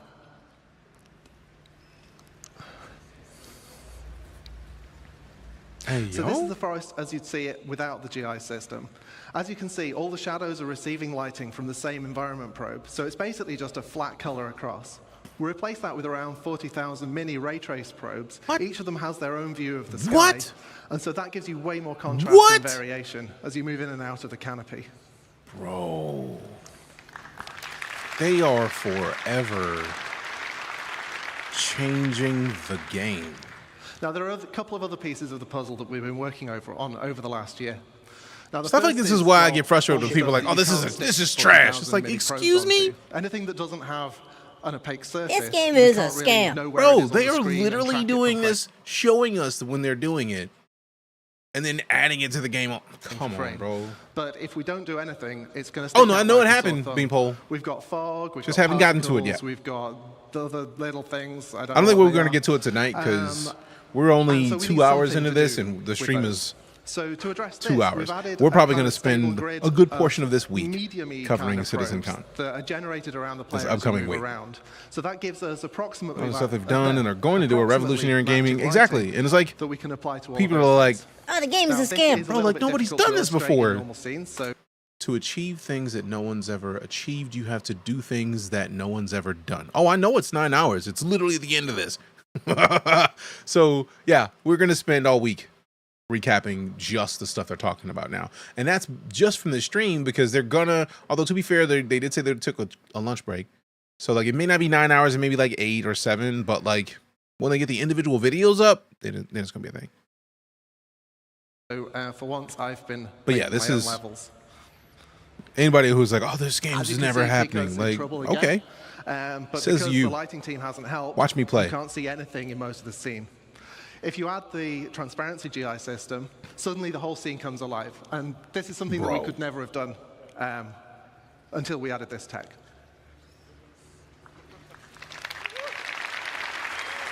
Like, that's night and day, for real.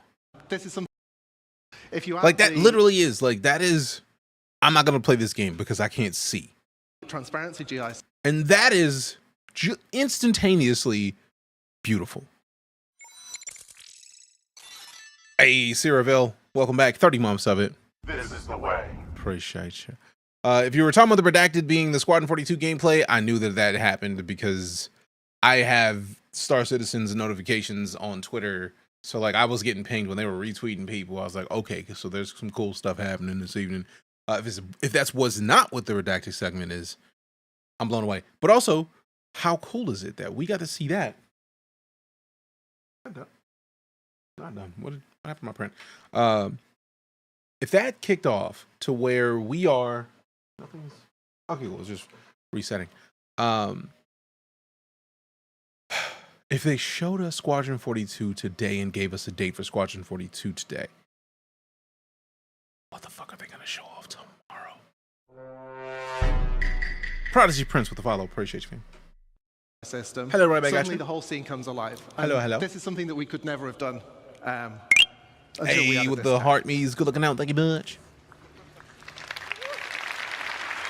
Oh, this is wild, man. Wow. And it's a wow. Now, the other piece of the puzzle is glossy reflections. Now, we've got a fair few shiny objects in the game, you may have noticed. And we've got the same problem that if we fix the lighting on one thing and then the reflections don't match, it's going to look terrible. Also, ray tracing reflections is really cool, and we wanted to do it.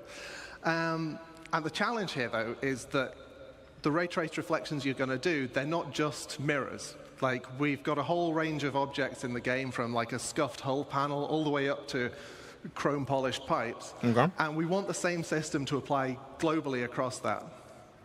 So I'm going to do an uncomfortably short breakdown on what this tech looks like and how it comes together.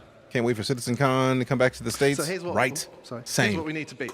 Is this game worth it? I was looking into it yesterday, like Starfield or no. Very different from Starfield, Glenn. This game is literally, as Prodigy Prince put it, this game is what Starfield wishes it was. This game is what people expected Starfield to be. I'll put it that way. I've been a backer of Star Citizen since December 2015. We're literally almost at 9 years of it because I support the project. You mean crafting? Oh, we always. That's what tomorrow's about? Oh, hell yeah. But if it's a thing that you were considering, by all means, get into it. It is dubs. For example, when people saw how you sat into the cockpit in Starfield, that is like the first ship you get. The way you sit into that seat is how you sit into Drake ships in Star Citizen. There are different ship manufacturers, much like there are in Starfield, but like there's a lot more ships. So $45 will get you into the game. If you decide to hop into the game, this code right underneath the game. Use that code. If you're on Twitch and YouTube, why it's up there. Use that code when you sign up, and you basically put a number next to my name that says, "Hey, DeejayKnight told me I should check this out." Realistically, you don't even have to sign up for the game and buy a copy of the game right now. If you make an account, they have free flies like every quarter, basically. So like every 3 months, they're going to have the opportunity to go in and play. And it's a game that is not, it's a first person shooter at its core, but the onboarding is like Eve, because the skill ceiling is a cliff. It's like, hey, let's do things. It's either like, I'm down here, I don't know how to do anything, and then once you figure out how to fly, it goes up immediately. It's great. But yeah, next month there's going to be, thank you for that, Vet Raptor, the Intergalactic Aerospace Expo, where they basically show off all the ships in the game over the course of like a week. I don't play Eve, Rome. I have played Eve, and I love the fact that Eve's community is super supportive. So I played Eve and got a bunch of free months of like, hey, look, go and get the top tier and get all of the stuff. It's just the issue that I have with Eve is that I want direct control of my ship. I want to use a flight stick. I want to fly and like light people up. Star Citizen gives me that. Star Citizen gives me the ability to be on a planet, go to space. Actually, we'll take a quick break from this. I'm going to go to the Star Citizen YouTube channel and then look up one trailer that is an old trailer for Star Citizen, but it shows you the idea of what they do. Now, this trailer is old enough, 8 years ago. Now, keep in mind, player models look immensely better than this, but this is right here. And yes, no loading screens in Star Citizen once you get in there. Titan Avenger is the starter ship to go with. That is the one I have been recommending. It is literally my favorite ship. If not the Titan Avenger, or the Avenger Titan, should I say, it's the Drake Cutter. Drake Cutter or Avenger Titan. Eve, all right, but no comparison. When I say Eve, I'm talking about the skill cliff, because Eve's difficulty goes from like, what the hell am I doing, to like, to do things. You have to have been in the game for tens of hours to understand it. That's kind of like Star Citizen. It's a first-person shooter, but there's a lot to be done, and you won't understand it until you do it. I try not to make direct comparisons of games because of that. Like, literally the Eve, all right, but no comparison. So, like, I'm using it as an example of difficulty. The difficulty of Star Citizen is not to be slept on. It's going to be difficult.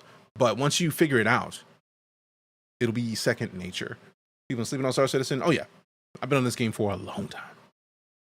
Been raiding bunkers and selling maize and gasping weevil eggs, making bank. Hey, true facts. But I digress. This trailer is an example of what is capable in Star Citizen 8 years ago. Like, they showed this trailer right before they made some major updates. So that's a Cutlass Black in a hangar that is on the ground.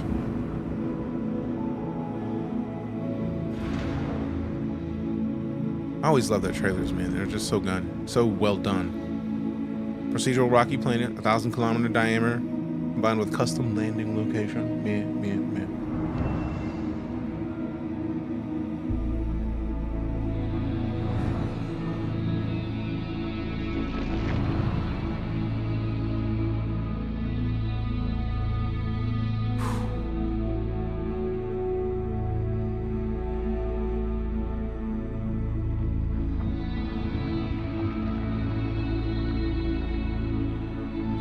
Man, just looking at this texture of the planet, the gameplay. If I opened up the game right now, the texture of those mountains would be immensely better. Immensely. It is stupidly better than this. Those 8 years were not a game. At all. Sheesh, man.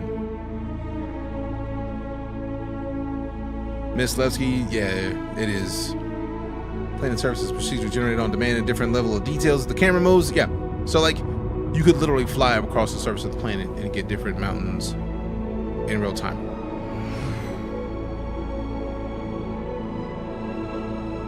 It's one of the most technically advanced games I've ever seen, man. Like, it's just silly good. Yeah, and there's... If you play right now, it would literally... You could go from looking at the planet from this far away to landing on that planet in about 3-4 minutes. And there's no loaded screens. It's just there. Still blows my mind. There are no loading screens. I mean, there's a loading screen. It's just the first loading screen you get when you get to the game. If you die, you have a loading screen. But like landing, taking off, no, none. Every planet somewhat has Starfield got old quick. They're literally talking about how they're adding more procedural generation to the landing areas, the mission locations, the cities. They just got done talking about how they have new, basically, building blocks for points of interest that they can mix and match to make different however they feel like. And they're going to have what they call clusters. So it'll be like if there's a crashed ship. Around that crashed ship is going to be a couple other locations that have random things around them.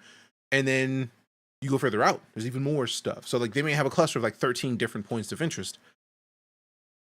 But they'll add in different clusters into a sector. So like there might be a sector with 7 different clusters, and each cluster has between 10 and 30 different points of interest. So like they are adding a ridiculous amount of more stuff to make it more open and interesting. And they literally said, like, we don't want you to see the same point of interest twice during that presentation where they showed us how they're using these tools. Shu, you were dropping that phrase on the worst day to do it, because Scam Citizen. We're literally talking about how they're showcasing all of the tech that they're using, and I literally showed a trailer from 8 years ago that looks like trash compared to the gameplay of today. So let's continue. Obviously it reads as shiny, but there's this kind of fakeness to it. Hope people try to pirate the roads between those places, like raw supply being transported to refinery. True. Better ad will be the main star. Yeah, but that's 25 minutes, fam. We're not watching a 25-minute video that's not about CitizenCon today. It is a long trailer. That is 25 minutes of one shot, the longest shot in video game history. Nah, we don't have that kind of time. But let's continue. Horrible. We need to clean it up. So what we do is we let pixels share their data in space. And then also in time. Man, his mouth sounds moist. And then we let the game's normal anti-aliasing just kind of clean up the last stuff and carry us over the finish line. Listen. And that's how you make a chrome penguin.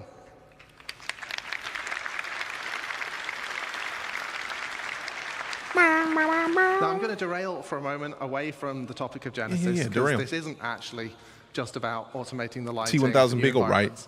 This is also about pushing quality Shiny in at areas the that chrome. already had all of that work done by the lighting team. We're freeing the artists up to light more naturally, allowing the time of day shifts to be embraced rather than fighting against them. And as I'm about to show, players and NPCs are going to reap the same benefits as well. So here we start adding natural areas of light and shade and warm and cool colors. Okay. These open areas benefit in the same way as the forest scene did, adding areas subtle, of shade but and it makes areas a of difference. open lighting. Like, it gives more ability for Like I certain mentioned, the areas to time have of day different shifting colors around them. leads Oh, to that different shading. ambience as the sun Oh, my moves. God. And this is the shot that I just liked. Hold on. We're going to go back for a second. And this is the shot that I just liked. Okay.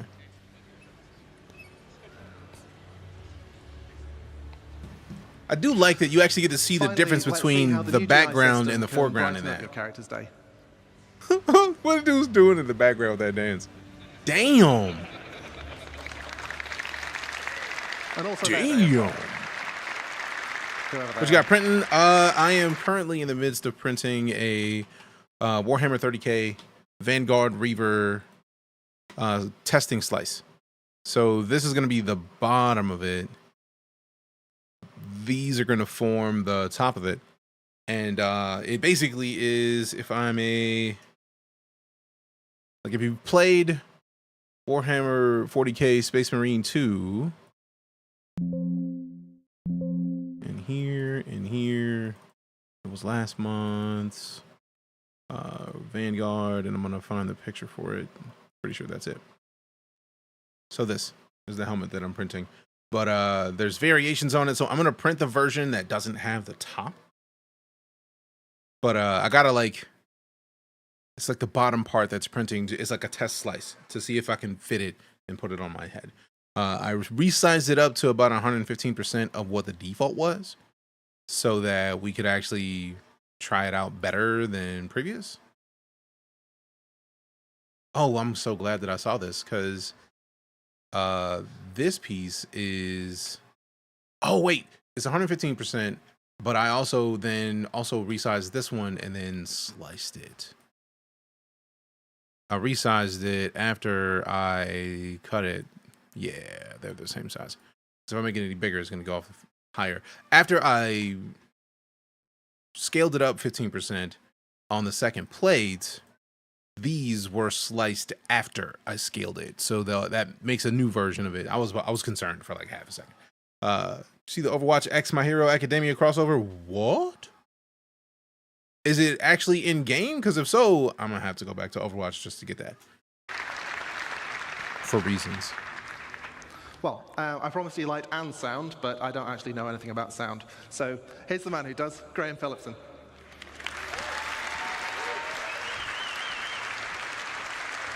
Good afternoon, CitizenCon. Good afternoon. I've been at CIG nearly 10 years, and this is the first time I've done this. Very exciting for me. Oh, yeah. So, congrats, man. Do you want to make some noise? Love logging in and hitting that. Wait a sec for update, because you never know what you're getting right. Sound isn't as fast as light, so it takes me a bit to catch up. Jared wrote that joke for me, so you can blame him. Says it right here, blame him. So now we have a huge amount of visual and interactable content. Yeah. Locations, biomes, populations, planets, and systems. And now they're all beautifully lit too, thanks, Ben. But how do we paint this world with sounds? It's a challenge. It's a challenge of scale. We need to support multiple star systems, and it's a challenge of quality. We want the highest quality possible. Yeah, they do. We also don't want implementation to hinder creativity, and we want a seamless experience. So we're asking a lot. But with Star Audio, we can rapidly implement audio for entity classes, brushes, or audio sweeteners, all of which can be reused and reflected immediately across the game, including all of those emergent locations we talked about earlier. So again, this is Genesis data driving what happens in-game. So all of this is just a part of the new version of the Star Engine? Golly, bro, like they said Genesis earlier, and I hadn't considered that this would just be what it is. And if it's anything like last year, last CitizenCon, we got a lot of information about the things that they've already put into the game, really. Like, literally a year ago, they gave us, like, days of information that the vast majority of it is already in Star Citizen right now. So, by this time next year, we're probably going to be playing Genesis. Flames. And we can do all this without breaking flow. Absolute flames. Here's a fairly dry video. It gets more exciting later, I promise. Showing you our rapid workflow. So over on the left, had to think about that, we have the Wise editor. That's where all our sounds live. In the middle, we have Star Audio editor. And on your right, we have an entity that needs some insect sounds on it. So we can very quickly drag from Wise to Star Audio. We can mark up very quickly a bit of logic, and we can re-trigger this entity's spawn sound so that it immediately makes a sound. I assure you there is a group of insects. Thank you, you're too kind. If you like that one, you'll like the ones that come later. But there's a little something missing. So to add some realism, sounds respond to how they move, how you move in the world and how they move relative to you. So we need to change the frequency as their velocity relative to the listener changes. This is known as the Doppler effect. In simple terms, the pitch dropping as something whizzes by. Or, in even simpler terms,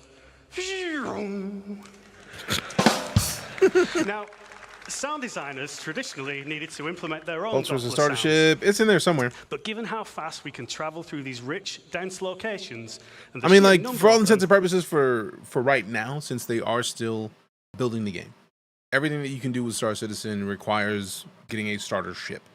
I feel like you can get the starter, or you can get the Vulture in game. I feel like, I could be wrong. I feel like somebody said that they bought a Vulture in game ages ago and did work, which is delightful. But yeah, the Vulture adds in a whole nother level of gameplay. Stripping ships of their hull and then breaking them apart and then getting all the resources. And they're going to be talking about crafting in this video. Ugh, so good. They gave me a top hat and monocle and a free digital copy of the Vulture. I see you, concierge. Concierge member. We can't afford to be doing that any longer. Nah. So we've created a systemic Doppler solution. Really? And I'm going to show you that If they now. talk about having a The only procedural way I system to know put in how audio too, it's by putting a big Benny noodle machine on top of a mountain.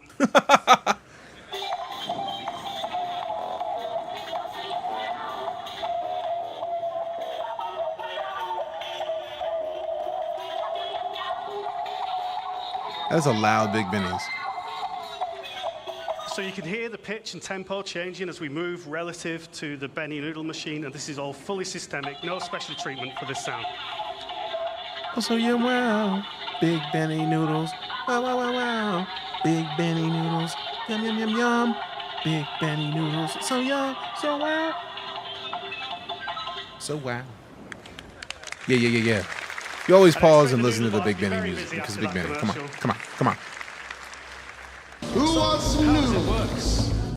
Well, the listener is surrounded by variable time delay Big buffering, not the horrible kind of buffering on the internet. This is a really nice kind that helps the Made game fresh from standard. pirates. Each Truth. buffer represents a section of the sphere Made fresh around from the audio pirate listener, DNA. and the audio is mixed into these buffers at a position that is appropriate to the object's position in the world. Changes in the position are applied to the delay buffer by interpolating the audio data. But that's not all we're doing here. Now, I know there was a bar citizen yesterday, so some of you may not be thinking as fast as you might normally. You may have realized that by buffering the data in this way, we're not just creating a speed of sound. We are not just creating a Doppler effect. We are indeed, and I just spoiled my own line, creating a speed of sound effect. I saw that, So, like briefly. Introducing systemic that, speed of sound to the game, I now have a couple of minutes of video, and we go through rapid fire, looking at some fantastic examples of what this brings to the game, starting with a spaceship pass by that is supported tonally by the systemic speed of sound.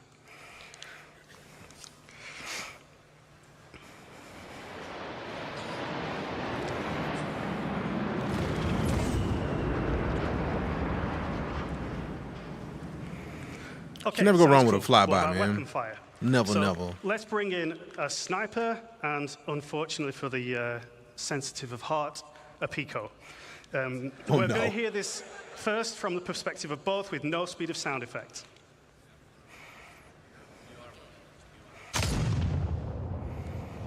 Okay, so that's, if you were at the Pico perspective there, that's how you'd hear it in game right now. Let's hear it with speed of sound enabled, and this time we're just going to listen from Pico's perspective. So Pico's down before he even hears the shot. But don't worry, he's not dead. Okay, let's finish him off. Bro. Now he's dead. And as the voice of Pip's Power Up, I need to get some proper placement in. So there's one more example for you. Man, sniper gameplay is going to be next level in this. I'm with it. Finally, we have ship weapons, so listen to the fire rate as the Your ship bullet approaches gets the there camera before you here, ever hear it. giving you a Oh, bit come of a on, sense bro. of Let's threat. go. See you with the Zeus. Y'all ain't slick. Y'all ain't slick. On there, but you get an increase in fire rate. Finally, the really cool stuff, explosions. So we can put a cinematic element, a shockwave element, and a delayed speed of sound effects. Oh, come on, bro. No. And Clip on, no drinkable cool shampoo. do But they just do have once, locks so in the we're gonna game do now. Twice more from further distance. I'm with it. I'm with it. I'm with it. I'm with it. I'm with it. I'm with it. Yeah, yeah, yeah, yeah. So again, cinematic effect first when you see it. Shockwave. And the explosion itself. Bro. This is all completely driven by parameters in the game, so we can do this for real whenever you drop a Moab. One more.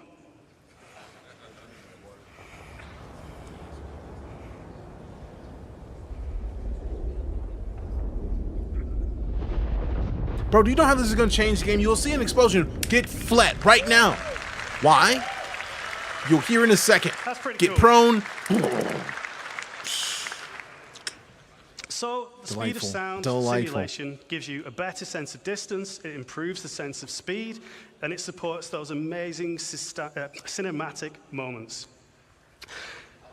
So, in summary, we're trying to make the game more immersive and respond. Might be a little slow to all run the without glitching and Genesis freezing. I have to check that data out. to feel more Well, real. from this engine, And that's they're all we can do. We can upgrading make sounds respond and differently to showcasing changes in how atmospheric pressure, they showcased earlier how results in changes in GPUs temperature. So, for are going to be example, better sound will about being travel faster utilized in extremely than, hot, or more so than high-pressure CPUs. environments. So right now it We might really still look run less than forward to stellar, getting this in game and a for lot you of that and is getting really enjoying server it at error home.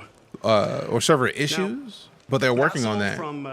And from this, they're going to spread the load more efficiently between GPUs and CPUs. I don't know how soon we're going to get this, but I'm very excited to see it.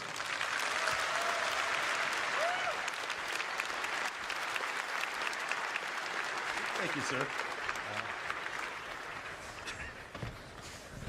So, as Graham says, this is going to be Imagine the acoustics final in phase caves. of Genesis, and Yup. it's called Nature's Wrath.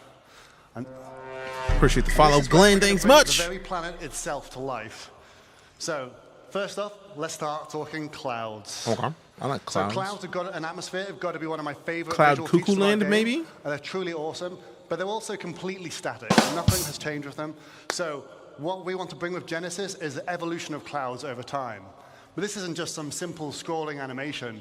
We use the same physical data sets that drove the biomes we talked about earlier and Starchitect, and these are also now driving a physical simulation of the clouds so they can form and dissipate in realistic conditions. So this means things like the oceans, the prevailing winds, mountain ranges, and the temperature will all impact the clouds. But to complement these more dynamic clouds, we've also improved our lighting model. So it now correctly accounts for how light scatters multiple times inside a cloud. And this is important, creates much deeper Bubblegum lighting. Alley. And Wow. in No, contrast thank you. against the sun's rays, I never want to results in visit. much more vivid cloudscapes I'm good on like that. you see No, on the left thanks. here. Something we're all too familiar with in Manchester. Now, it would be awesome to bring this into Savvy context CPU. and show it on an actual location. Let's take a look at a quick scene to round this up. It's a nice day on the surface, but something's different. The clouds are moving, but they're not just moving, they're forming naturally in changing I didn't even shape. see that. They dissipate as they glide on the atmosphere based on wind data, stratus and cumulus alike. Now we start seeing a new cloud shading model come into play. We are seeing enhanced occlusion beneath the cover, emphasizing the sunbeams how it interact with the clouds, and seeing the light shafts peer through the layers. Come on, bro. Now, as this is closing More GPU household. I feel like right now, yes, but that's part of the reason why they were talking about earlier, earlier, why they're more evenly spreading it through GPU and CPU. precipitation is starting. It's a great question, Previously, Cubicle. I don't know why we either, offered fam. Static cloud shapes, but Personally, no wouldn't longer. do it. We didn't manually place a volume No, here. thanks. Its presence has been informed by Genesis data. Oh, and it's not just a cloud volume. It's a weather front. Come on, bro. They are making this to license it, bro. There's. Picking up, terrain and rocks are getting wet. I'm watching this, and every time I watch one of their presentations about the amount of stuff they're doing and adding to this gaming experience, I keep hearing Syndrome.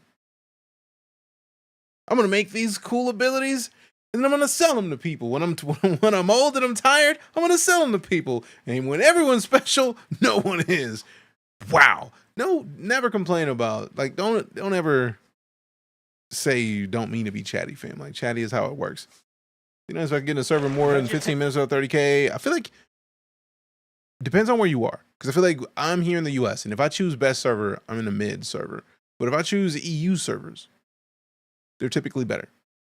So trying different region servers. I mean, I feel like if you've been in the game long enough to know that 30Ks happen, you know this. But just throwing it out there, just sprinkling it in. Tennessee, all right, cool. Yeah, try EU servers, fam. That happens every time I have an issue with my local servers. I choose EU, and they're just way better. But so much more interesting when you've actually done game dev before. Oh yeah, ridiculously so. Ridiculously so. Happened a lot since the update 3.24.2. I have not hopped in since 3.24.2 went live. Are you still sleeping? Exactly. Vegetation, grass, and the overall environment are responding to the weather. The system is changing the world around us. That's silly, man. We can see puddles being formed dynamically in the dirt, properly Bro, what? responding to light, Bro, reflection, what? and rain droplets, making it it's getting really ominous and loud in here. I can feel the danger. I think we should let this play out Come in on, the bro. game. Come on, bro. Just can't wait till it's polished. I mean, that's part of the process. As someone who has been in the game since 2015, what's there now is what we were dreaming of in 2015.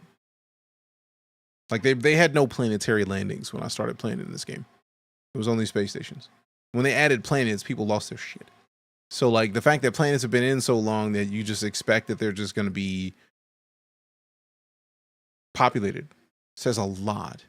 Oh no, I know point two went live just because I started it with point 2 where when it was a PTU, I streamed it because my character had locks. I'm still kind of hyped about that. But yeah.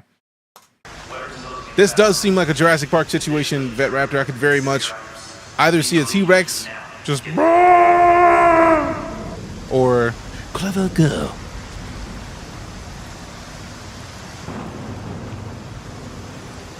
One up. When all we had was rat hangers and arena commander, right? Also, what's up, First? How you been, fam?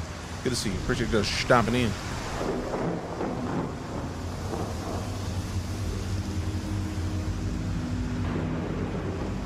This really does feel like it's about to be a Jurassic Park movie, for real, for real. I'm getting out of this suit now. Powering up, flying out. We got Dotson here any second. See you on the other side. Lumpies with the follow. Appreciate you. Oh, the lock's good though. Mini games.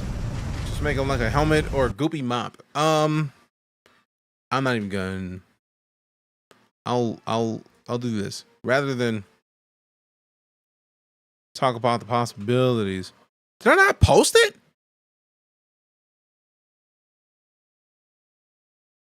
Oh, fam, we gotta fix it. I thought I posted that immediately.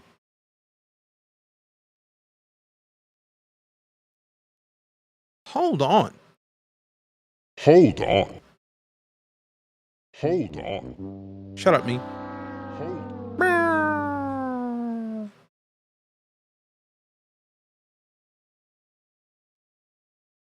So it's here. They're just not showing it to me. Where it at, man? Where it at, man?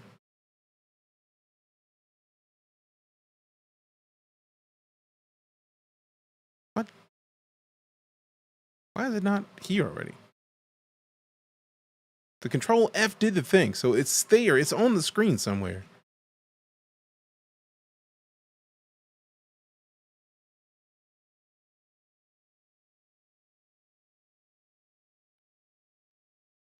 What?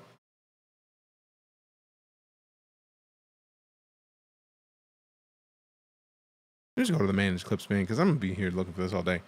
Have locks for 15 years and is and good is hard to find. It is nice. Or they are nice, should I say. Oh, that was what it was. All right, cool. That's what it was. I looked at the clip and didn't actually clip it because I'm a silly human. Because I saw the fade and was like, no. Obviously, that's not it. Immediately, we know. And yep, purple app, red app. I seen it. Where they got locks in here now. So look, I'm trying to get my locks going. Let me just scroll all the way down. Maybe it's down at the bottom. Ooh, look at your boy. I wanna swing from the chandelier, from the chandelier. I don't want to adjust too much now. You tell me if the locks are good.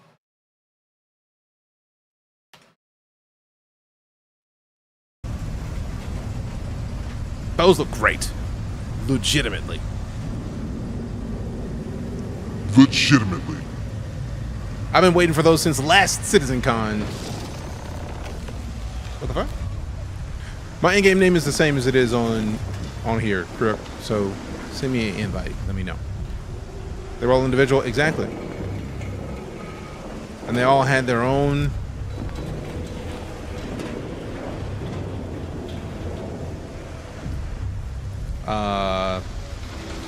Physics, that's it. They had their own physics. It was delightful. Oh, I love that move so much. Just wiping off the helmet. Wait, was this the Zeus that they just hopped in? I wasn't looking. Or was that the C1?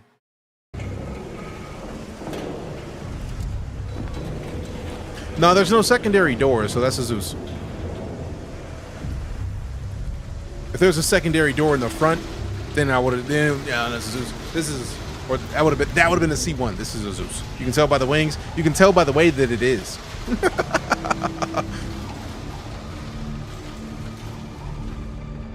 What's funny is I have a Zeus, and I've only flown it in PCU because I was trying not to touch it.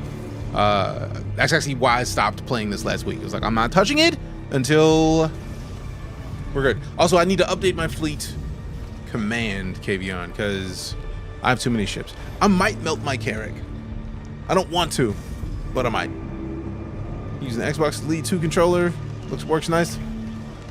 And Star Citizen? That's fantastic. Sheesh. Only fleet. No. Ow. What are we watching right now? This is CitizenCon's presentation about also that just that little reflection of that light right there. CitizenCon day 1 is today. Was today. And I didn't get to watch it. So we were coming to recap a bit of what was happening there and looking at some of the features that are coming up in the Genesis update 4-star engine, which is the engine that they've been working on to build Star Citizen. Yeah, the new multifunction display is great. New HUD I really ain't feeling. That's interesting because like I feel like it's, if you're talking about like the multifunction displays, I feel like these are way more balanced than they used to be because there was so much little stuff that made no sense. Like, is that clickable? Is that a thing I can look at? Trying not to buy all the ships. I made a self-limiting rule that I will only buy 2 ships or ships from 2 manufacturers, with one of them being Argo. Otherwise, I would buy all the ships. That's a good choice. I'm thinking of melting most of my fleet so I can get something like a Kraken and 1 or 2 things. The ship I saw the ship get exploded, but I was looking at chat. Wait, was it the lightning that took the ship out? Hey, yo! And yes, I'm wearing my Star Citizen shirt from when I went to Gamescom. Happy about my shirt, man. When you remap, the Elite 2 controller is dope because extra back buttons. Fair. I had the first Elite, and then I have the PlayStation joint because the community got together and gifted me one. I'm pretty happy about it. I feel like constantly melting is the move because then you get consistently trying new shit. Fair. Wow. I do have a lot of ships. I feel like that might be my expiration package from like 2019 or 2018. To get out of there. Because before the carry came out, I had let me go to my hanger. Before the carry came out, I had a, what is it? Hey, they gave us some giveaways to give away for y'all. So like we got the Drake Cutter that we're gonna be giving away. If not tomorrow, sometime during the week. And then the Nomad, those are giveaways for us. But thank goodness for SIG. Thank you, SIG, for giving us, Star Citizen streamers, packages to give away. So, like, we may not give that away immediately, but it's going to happen. But, TLDR, if we go to my game packages and go down to mine, we were gifted a Saber Raven because when I got the current streaming PC, it was from Digital Storm, and they sent it to me because the Saber Raven was for the Intel hard drives that they had at the time. And then Pirate Fort gifted me the AMD Mustang Omega. So technically I have the Intel versus AMD. I could have a race for both of them. If I could save my flight data, I could probably push both those ships through it and see which one would come out the fastest, which would be super dope. But the Expiration 2948 pack is the pack that I'm talking about. I melted all of my stuff at the time and then got my hands on a Carrack. The Dragonfly Black came with it. Cyclone came with it. I feel like I upgraded these two ships to the Scorpius and the Zeus Mark II Clipper. I don't think I want to keep the Scorpius anymore because the F8C just destroys it. Because you don't get the... I have to have a gunner for the Scorpius, and I'm torn on that. The M50 thing about buying a PC from Digital Storm, actually, I highly enjoy the PC, personally. But yeah, it is the stream PC now. Because it was in like 2018. So yeah. But if I melted this alone, that would be about what you had when you melted your fleet. That's what I would have for melting that pack. And luckily, this is a giveaway that we haven't done yet because it's not Halloween yet. And then the Pirate Week M50 we got to give away. Thanks again to SIG. So we got a lot of giveaways to give for stuff from SIG. So yeah, that's 4 ship packages that we're going to be giving away. I intend to give these away before the end of the year. Oh, the F8 with the Corsairs in one. See, I had a Corsair. I melted my Corsair for... Which one? It was something else that came out that I was like, I like the Corsair, but no, for now. And then now that they moved the secondary gunner, the WEPs, to the passenger, I feel like I'm just going to not. Yes, it was the Galaxy. So I literally don't even have a Galaxy. Because of my referral points, I have a Vanduul Glaive. I got the Glaive to Galaxy upgrade. And then I still have the 600i Explorer to Ironclad Assault Standard Edition upgrade, but I've heard that they are reworking the 600 series. So I don't know if I even want to keep this anymore. Like, I might just hold on to it out of principle, but like, if the 600i is getting a rework and it's even cooler after the rework, it's not going anywhere. But yeah, I'm going to back it for a long time, TLDR. TLDR. What did we just see? Yeah, so that was a combination of lots of tech. So what you want? A really great cohesive experience. So we started with the cloud simulation, which wasn't really a cloud simulation. It's a weather simulation. The rain will appear not at random, but it's based on physically plausible conditions. So you have real weather fronts evolving across your planet all the time. We have a host of visual effects, like the rain, and then you have the atmospheric scattering that you get under the columns of rain. We had the puddles and the splashes and all of this type of visual effects. We saw the wind developing over time, and that introduced turbulence to the flight model, making flight very challenging. And then, of course, we saw the lightning, which plays havoc with your instrumentation, but direct strikes will damage your ship, and of course, some storms will be dangerous enough to be fatal, as Ben's unlucky Aurora just found out.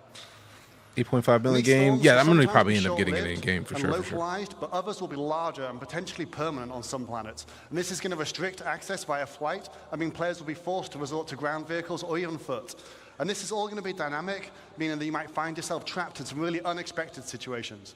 So we really can't wait to use all these mechanics to open up many new gameplay opportunities for All in the Verse soon.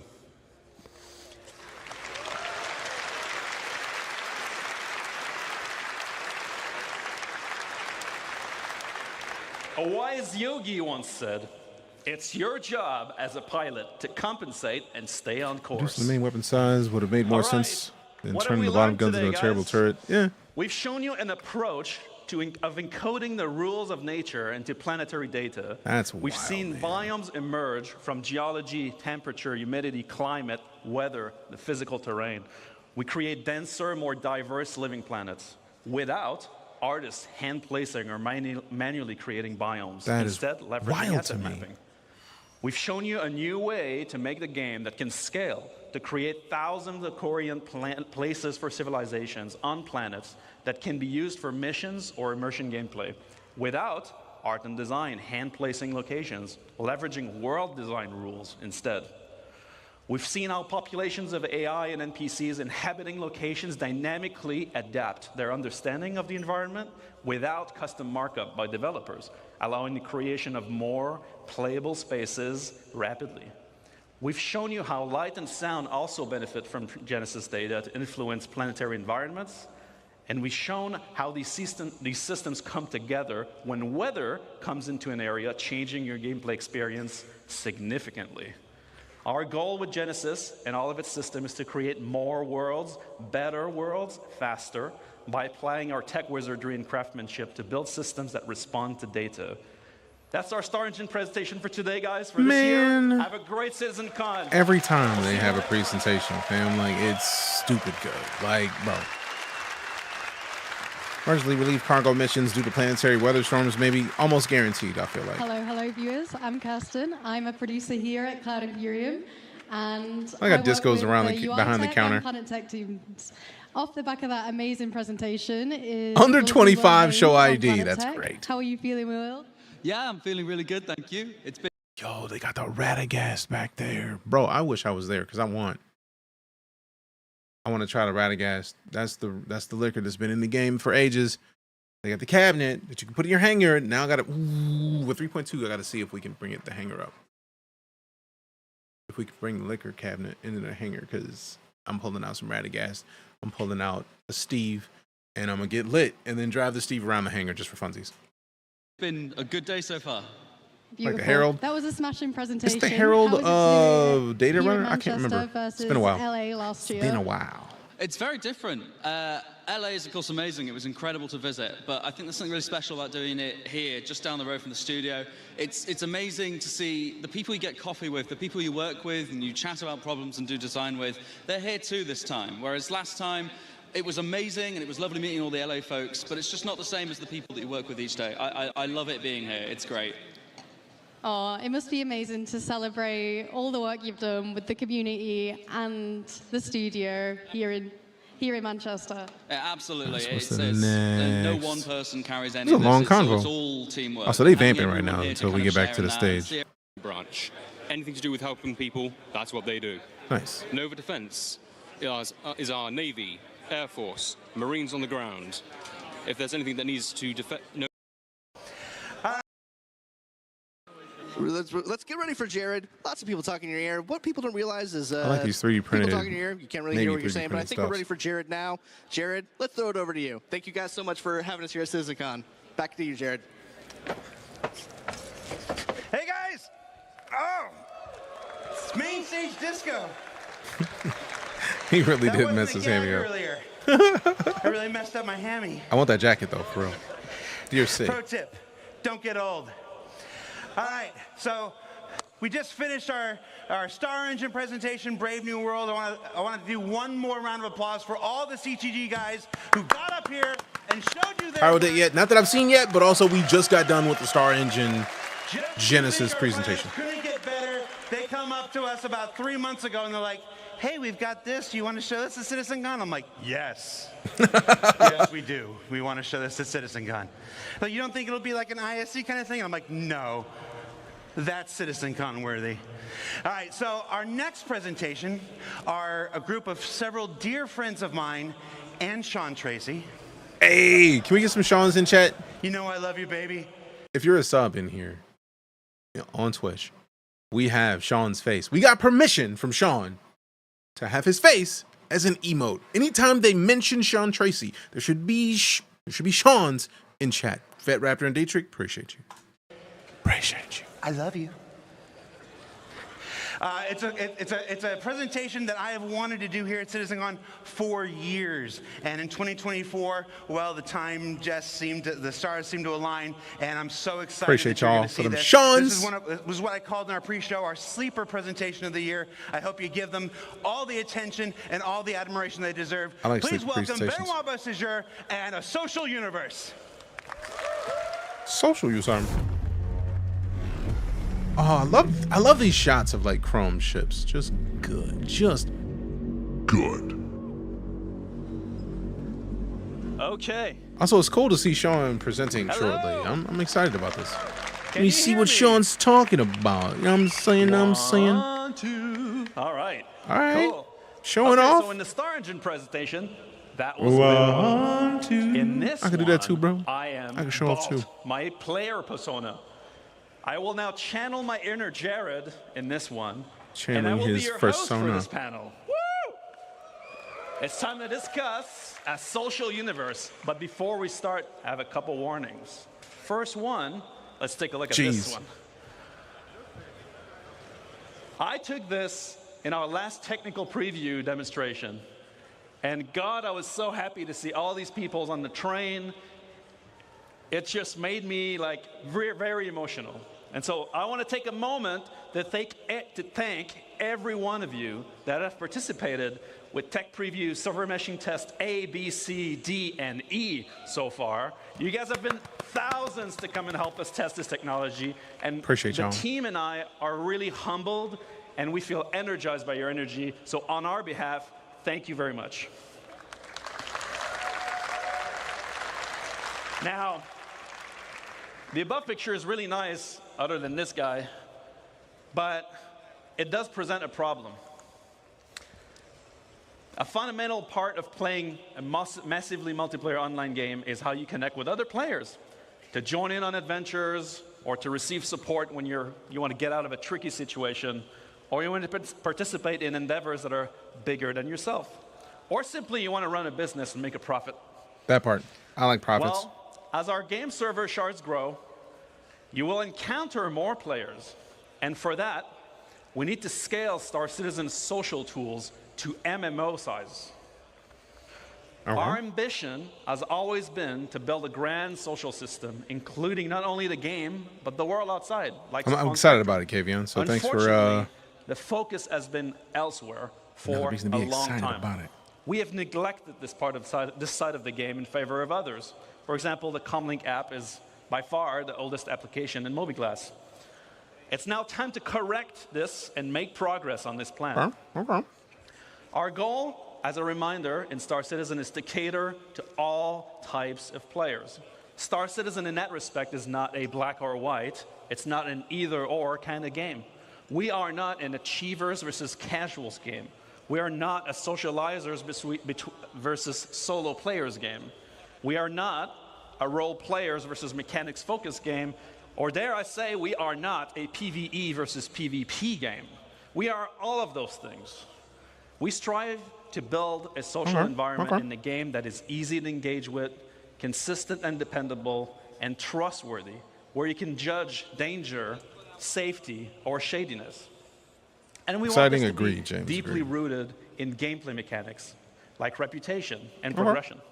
So today we're going to take a look at the updated Star Citizen social tools and how they tie into the game. But first, look at this guy. A warning. What we're going to show you is very early work. And we will not be making a revolution or breaking boundaries. We just want to bring our game up to MMO standards. Or like Jared likes to say, bringing our 30th century game into the 21st century.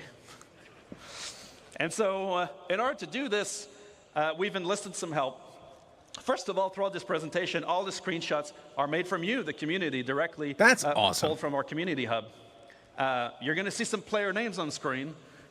Most of them are all of our most die-hard Evocati members. And for this, we should really take a moment and thank our Evocati members for their renewed support. They're always there for us.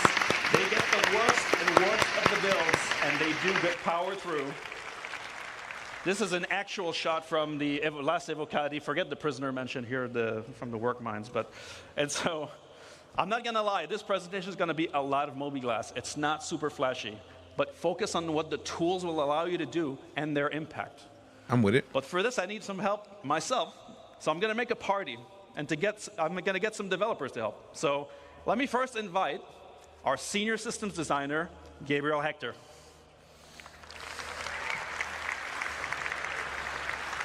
Hello, CitizenCon. Hope you're doing all right. And Ben, you forgot to cover the Swedish before in your earlier introduction, so tjena. Ah, nice. All right, we need some more. Let's invite Assistant Design Director, JJ, to the stage. JJ. JJ deserves a proper welcome. My spot's quite far away. JJ. Yeah, no, you walk it up. Walk up.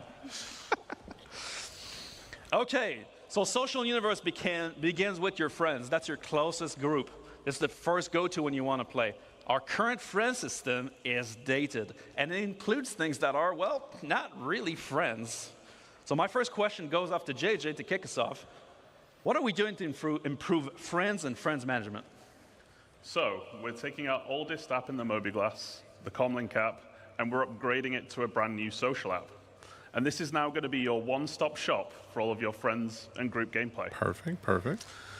Friends list. So I see a lot of names. I see Lancer in there. What up? One of our oldest friends that we all have is missing, though, and that's ATC.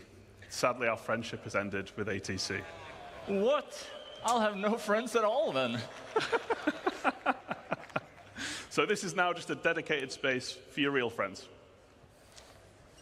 Okay. So you're now going to be able to see what those real friends are doing with richer presence information. So that giving you better is awareness cool in and of where itself. your friends are, what they're doing, or if they're not on, when they were last seen. And then you'll also be able to reflect your own status. So you can let friends know if you're away, don't want to be disturbed, or if you just want to hide offline for a while. Another key upgrade is synchronizing with Spectrum as well. So you'll be able to see friends that are in Spectrum itself, Arena Commander, or just chilling on the launcher. And that also means that you can accept and receive invites to and from Spectrum even while you're offline. Block And hostile, throughout yeah. this presentation, any functionality that is I'm shared very between excited the about that. game and the web and the launcher, we're aiming to synchronize across all. And speaking of synchronizing, when we have multiple characters, your friends will be shared across all of them too. Nice. So some people are real socialites. I know, I've seen them. This game is never coming out. Zero. We are literally watching videos about them showcasing how things that they're doing are bringing it to now. What up, Black Wolf? I get the feeling you watched all this already, and we're literally in the panel that I feel like you would mostly be dealing with the most as far as like prepping all of our community events in Star Citizen. So yeah, what up? They have a lot of friends. I'm talking multiple pages and pages of friends. What are we doing to help management of huge friends list? Nice humble brag, Ben. Well, in fact, we are giving you the ability to add notes to your friends list, so you can remember, hey, this is that cosplayer that I met huge. at CitizenCon 2954. Agreed, Kodiak. Maybe it's Very much JJ's looking forward to super it. Weird username. This is I feel like JJ. we're closer Also, to that every day at this you point. can add people to a favorites list, meaning that the people that you interact with most in the game are always going to be shown at the top of your friends list for your convenience. That's what's up. Additionally, we're moving the voice chat into the social app. Okay. And, well, why? Who are you going to call? That's the Call question. Fujan. You're going to call your friends. You're going to call your party. So What this if is Fujan's where it should there? live. And you're doing what you do. Seem to have got a lot of UEC Who you there as gonna well, call? Ben. I swear to God, I didn't dupe any cargo. This is just my personal allowance. Yeah, sure. Can't see who you're talking to when you reply to the person saying his name never come out. But the one thing Hope they have that them blocked. always No, they're happens just on when TikTok. when you meet people is that some of them aren't nice. Abusers, pad rammers, active griefers. You Not know? me. Currently, we can't do anything about that in the game. What are we doing to help the situation? So in 4 billion addition to the UEC? friends Yeah. list, we're I also mean, now they're gonna have dead. They a got all block the list. UEC, And for we real, like for to real. think of block people as reverse friends. They're just people that you Reverse really don't want to talk friends. to anymore. So what we're Spawn trying to camping do is outside we're doing something Seraphim, called, shoot without warning. Oh, I blackballing love them from this. Communications. So you can't see them talk, and they can't see you talk That's anymore. awesome. And not only for communications, whenever you see some of these other systems we're about to talk about, where you can group up, we're going to make it harder for you to see each other That's a as well. huge thing. Now, we I'm also just curious have when we're a going to see the much updates in game. requested hostiles list for people who have made a real enemy of you as well. The KOS list is finally making its way in. Oh, yeah. You'll also be able to add notes here as well, just so you can remember that person I blocked 2 years ago. You remember why, because you're going to forget. And then for those situations where someone really wants to go the extra mile to be a super mega ass, you can report them to us. Super and mega we'll deal with them ass. for you. All right, so now I have my friends list up to date. I can find my friends easily based on rich presence in real time, and I'm ready to go on an adventure. But for that, I need a party. All the people who have Party's put at the core thousands the of dollars social in this game, will they experience keep when their heading stuff, or into is it a going to be a mission, complete meeting wipe? with other players, or whether they're friend or not. Our party. For all intents and purposes, if you've bought anything with actual credits, that just is always going to be there on yours. Because it's yours. You bought it. Having said that, if you bought stuff in game, then that is probably going to be wiped when they put major updates out. And I feel like every time they put a new mechanic in, like when they put in salvaging with the Vulture, for example, some stuff got wiped because the economics of having a new way to make money in game changed. So they wiped some things because they're testing data right now. Until the game fully launches, wipes are possible at any patch. That's all. Party system is very bare bones at the moment. It does have some cool features. Forgot how long these are. I mean, to be fair, Planning to this is a 9-hour YouTube video, Undead. So this was all day. CitizenCon is only 2 days. But like day one, they got to showcasing Squadron 42. So I'm kind of excited to see where they go tomorrow. Because reasons. But yeah, each presentation, 30 minutes to an hour possibly. Some of them go longer. But right now, we are in social. So we're to see where they're going with a social universe, which is like showcasing how they're getting more things up to modern with MMOs. Is there a free fly right now? I don't know if there's a free fly right now. I feel like there should be a free fly right now. But if there's not, there's very likely going to be one next month for the Intergalactic Aerospace Expo. Actually, I feel like the IAE, does it happen in November or October? No, because they're celebrating Halloween with the in-game Halloween stuff now. So it's probably going to be next month where there's going to be a free fly. So I'm expecting the free fly to be next month. Right now, they're just showcasing a bunch of stuff that they're going to be putting out in the next year, possibly. But yeah. Parties. If you don't have an account and you think you may want to play during that free fly, if you're on Twitch, !SC. If you're on YouTube, it's in the description. The enlist link will allow you to make an account so that you can play for free when the free fly happens. And it already populates the referral code that I have, so that way you know, hey, look, DeejayKnight sent me to play Star Citizen. And really, it's so that they know, hey, DeejayKnight sent me to play Star Citizen. Why do I care about referrals? Because of stuff like this. Let me close this new tab and then go to the referral program. Because this is why it matters. This is why I care if you decide to use my code, because of this. We're at 348 recruits. Once we get to 500, if another 152 people use my link and decide to slide into Star Citizen, I get to show off the Anvil Terrapin and the Hurricane in-game. Because people are playing Star Citizen courtesy of me saying. So 323 prospects, people who might play Star Citizen, 345 recruits to the UEE. So yeah, you got options. If you like do that 1, 2, there's 20 free javelins. How do you get free javelins? Wait a minute, what? Oh, you're talking about like a bug in game. That makes sense. Use 2 on sale right now for a free fly with a patch deployment. Yeah, like that's party launching, the party markers. patches are gonna do that. Syncing. It's all good stuff. Almost every time. Let's take a closer look at the new features of the party list. Yeah. So, I feel like it's individual server party meshing, leaders we is the are goal. Right now, at a unique opportunity for us. So we already support large parties, but we want to do this well. We have been seeing what you do in the tech previews, and people have been partying up in hundreds. 100+ people in one ship? Come on. And that's all right. We just want to make He sure has so many that referrals, we're he has enough to get adding 23 better javelins. support for this, like Why? search functionality, making it easy to find. I mean, I'm people. jealous, but like, oh, you're talking about the person at the Also, top just of the like we did leaderboard of with that? Man, I Friends wish. List, we're adding rich I don't even presence want, here I as just want to well. get to the For Mile High party, Club. You're going to want more real-time gameplay-related info, like if someone's downed or dead or maybe offline for some reason. A big thing, though, is the Maybe ship Crookwood. and seat Oh, wait. breakdown. So, you will Are they sorting by people in ships? see. Yeah, maybe that's worth it. That's powerful. So, I'm talking too seat much. breakdown. So, That's you will beast. see. Yeah, maybe that's worth it. That's beast. It is worth applause. So, you will see all the vehicles that your party members are in, as well as the seat that they are in.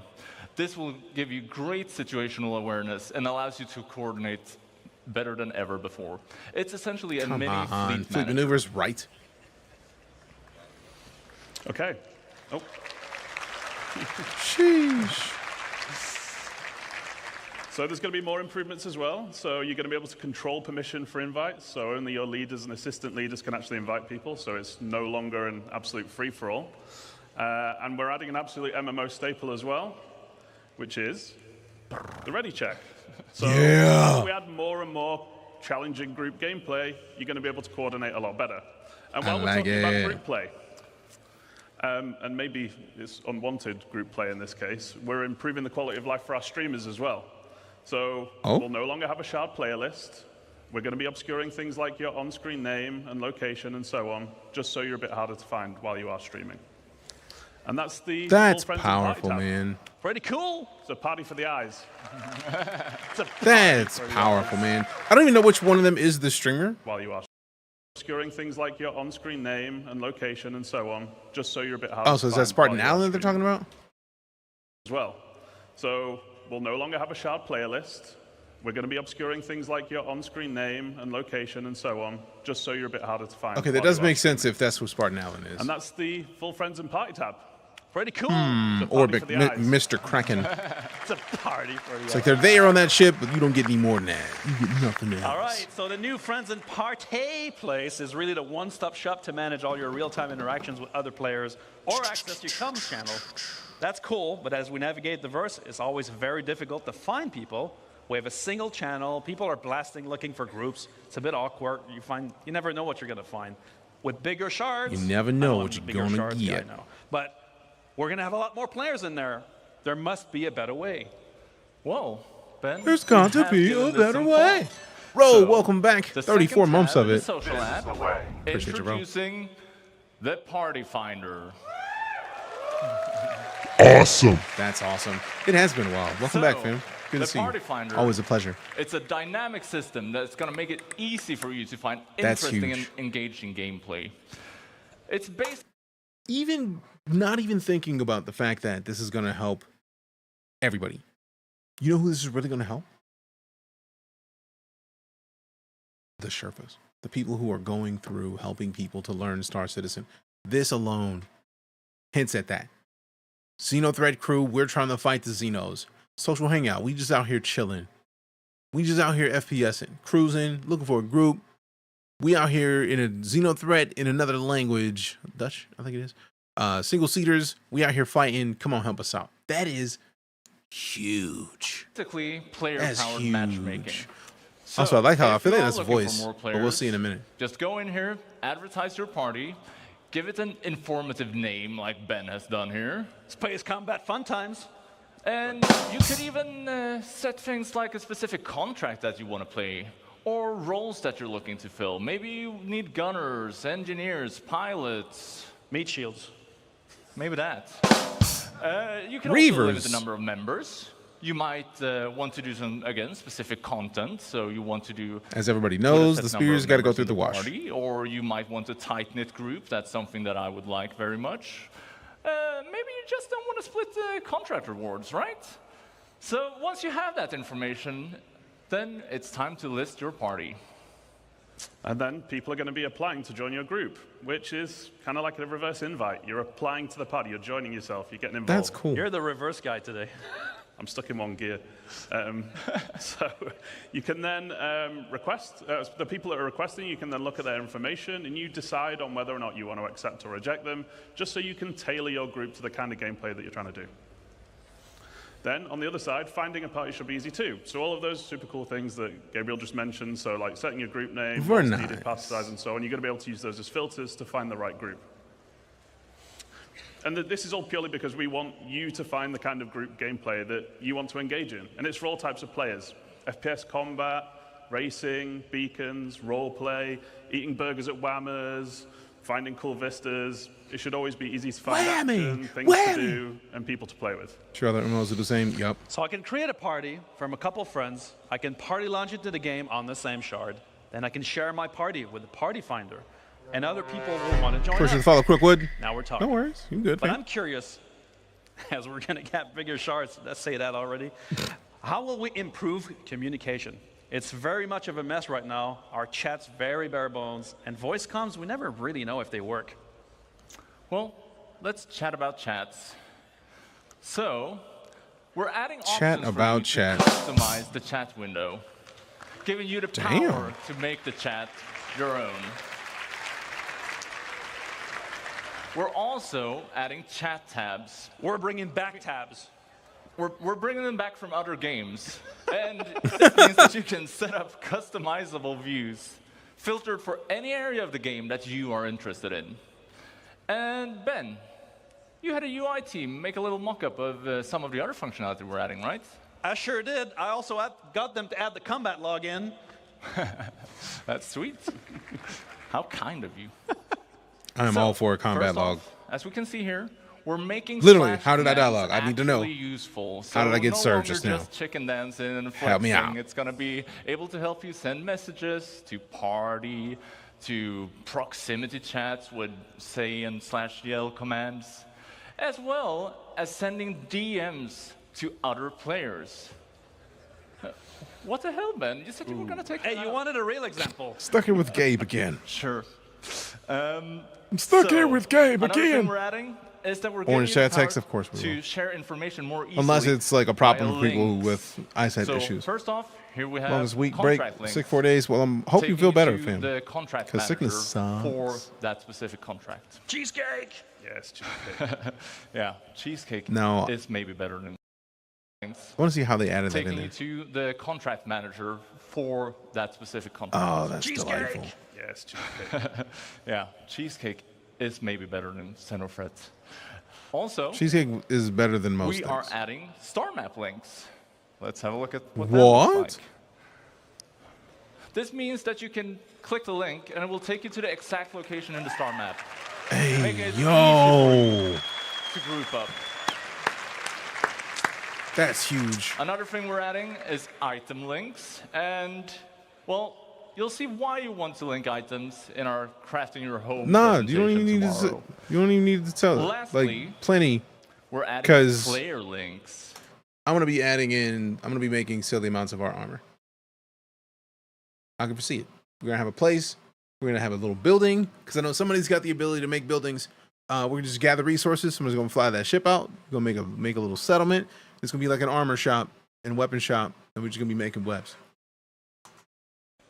To make it Settlement easy and for you String to Cheese connect pretty your good. Oh, friends yeah. with one another. String right? cheese is always a dub, regardless of where you get it from. For real, for real. So while we're talking about comms, Sean just messaged us about Foyt? What? Do you want to invite him to the party? I sure can, Gabe. We do need an expert Sean, to tell me discuss about the VoIP Foyt. and What you got, FOIP bro? anyway. So you guys You know give us I'm some here air. for it. Remember, Hook it hot up, mics. though. And let's invite Sean, Master of Faces Tracy. You know what it is, fam. You know, fam. You know what to do.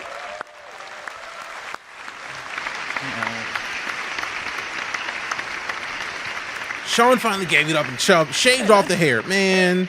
How you doing? I'm good. Sadness. Hello, everyone.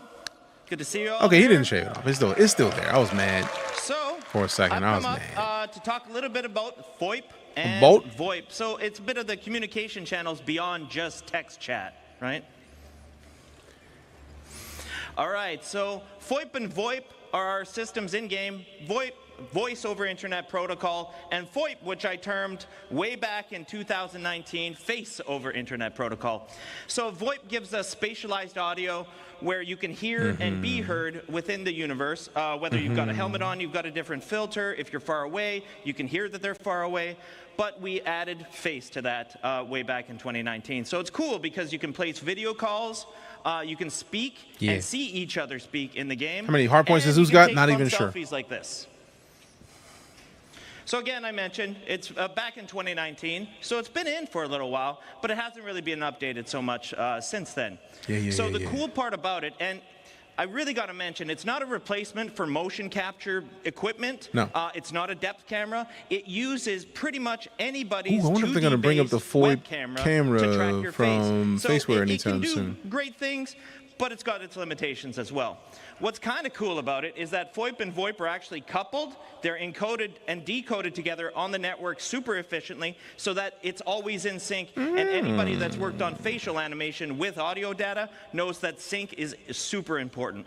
So it's been used in expected ways and unexpected ways by the community. Let's have a look. Man, if I'm not in this, we'll be big man. Clem? I've watched these videos. Seems someone's on our case. One of our I feel like if I was in there, I would have been tagged many times on Twitter. The bunker was destroyed. So I doubt that I'm in this. And 3, 2, 1, go.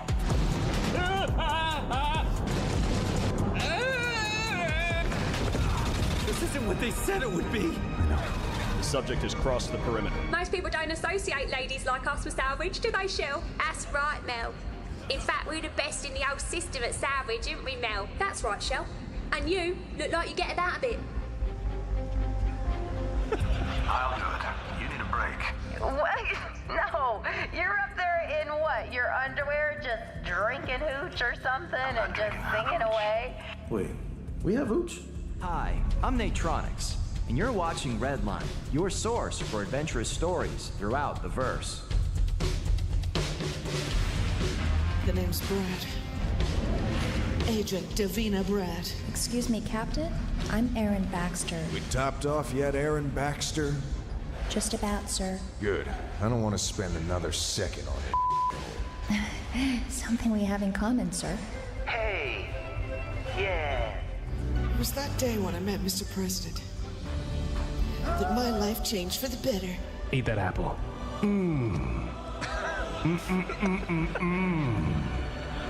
Apples. You were never supposed to know any of this, Detective. You were supposed to die at Safe Haven. Rachel. Rachel's dead. Hey man, I'm back again. You have any hats? Oh dude, I read the cap. What are you looking at, sir? Go away.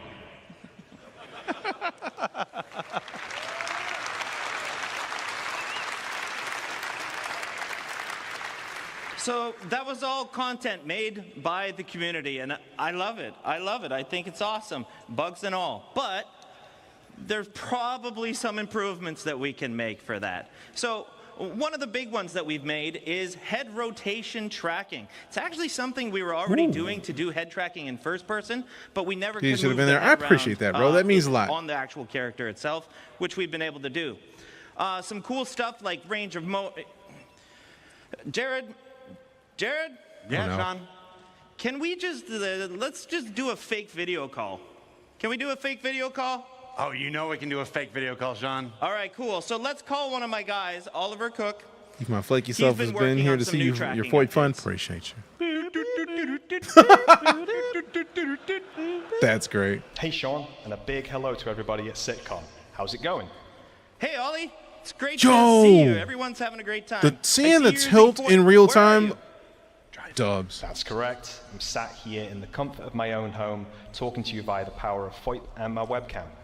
We've Let's been working go. on Foyt recently, and we're starting to see some improvements to the quality of the tracking in-game. That sounds awesome. Can you tell everyone what you've done to improve it? Well, we started off by looking at what we originally had, and we realized that some mouth poses were really difficult to pull. So we focused on improving the range of motion of the mouth, which now looks like this.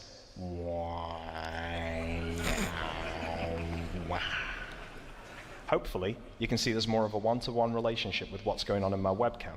And this has helped some of those problematic poses we were seeing before, one of which being a closed-lipped smile, which was quite difficult to achieve previously. We've also started to add in secondary motions that happen naturally when pulling combination face shapes. Salty Mike said that wasn't a good quality webcam. Yeah, and that is a very valid point to make, because that webcam is not as crispy as it could be. That's probably like a C920, if not less than a C920. So like with this webcam that I've been using, the Elgato Facecam Mark II, this thing is like crispy. It's absolutely crispy. So this detail from a mid webcam is going to be silly. Combine these secondary motions with the wrinkle maps, it really goes to show just how much work has gone into these heads. Let's see how many wrinkle maps we can trigger, huh? I think the problem with that, Ro, is that it's more like to get that level of RP, you gotta have custom servers. And finally, they're just not there one yet. other thing we noticed was the tracking quality could be quite noisy in environments where the lighting is less than ideal. So to combat this, we've introduced tracking stabilization, which helps to reduce the amount of noise we get from the webcam. We're seeing positive results in low light conditions, but we're also seeing a small quality boost in optimal lighting conditions. The result is a more expressive and stable face, which is great for using in-game or making videos in the verse. And we still have a little ways to go with VoIP, but the future is bright. How long before you can use this to auto-generate your characters in peace during character creation? That's like what Kavion was talking about. It'll be super interesting. So I see you in the character creator. Let's change how you look. Yeah, let's do it. Let's change up my appearance here a little bit and see what this game's never coming out. You might say that, but like literally we are watching videos, Zero, about them updating and upgrading the entire engine that's running the game to make it way better. So their progress would disagree with what you're saying. A character customizer is that it continues to track my face even when editing. And this is great if you want to see what VoIP will look like on your character before you commit to your appearance. Let's start off by changing my hairstyle, shall we? Yeah. We have a bunch of cool hairstyles to pick from. And I used to have pretty long hair back in the day. So let's try and find something longer than I currently have. Okay, that's wild. Not quite what I'm looking for, but what else do we have? Dreadlocks. Super cool. Not what I'm after, though. Let's see here. There we go. Much better. The mullet. The fun thing here is with the head tracking, it's much easier to rotate around and quickly see what I'm going to look like. Let's stick with that for now. That looks good to me. We can do the same for anything else in the customizer, but I'm going to go ahead and remove my beard here, because I want to show you that VoIP still works when changing the structure and characteristics of my actual face. We have a lot of heads in our customizer, and I'm just going to cycle through a few of them here to show you that whatever we choose, we're still tracking, and we're good to go. We can even start to manipulate individual aspects of the face. I didn't know you could click and drag on a head to like mesh that with your current head. That's flames. So if you just want to tweak a small aspect of your character, or take on the likeness of one of the heads included, you can do so, and test out exactly how the tracking is going to look based on your face movements in the webcam. How much is raised now? A lot. I'm someone totally different, and we're having no troubles tracking. We could talk about how much they've raised until we're all blue in the face. They've been making this game since 2012, so it's already 12 years. We just celebrated the 12-year anniversary like a month ago. But they have like at least 700 employees. I know they had layoffs because I think they were moving people to a different location. So there may be like between 600 and 700 employees that have to get paid. They have buildings, they have computers, they have software they have to buy for those computers. So money is a thing that exists. And if you think about 600 employees, and if we think maybe even technically everybody that works at a company needs a computer. So not everybody needs the top tier, but if you're working with a top tier computer, you're looking at thousands of dollars per computer per employee. So 600 employees times 2,000.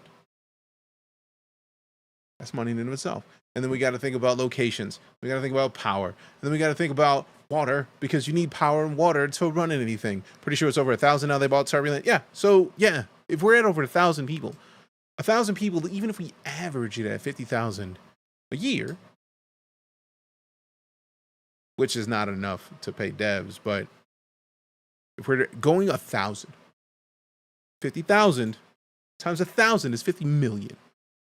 So regardless of how much they made, they're spending that money. But they're also spending that money on 2 games. The last part of this presentation is Squadron 42, the second game they're working on. So a lot of people get mad when they talk about how long this game is taking, but this game is taking a long time because, unlike most developers, they're making 2 simultaneously. So that's pretty much it.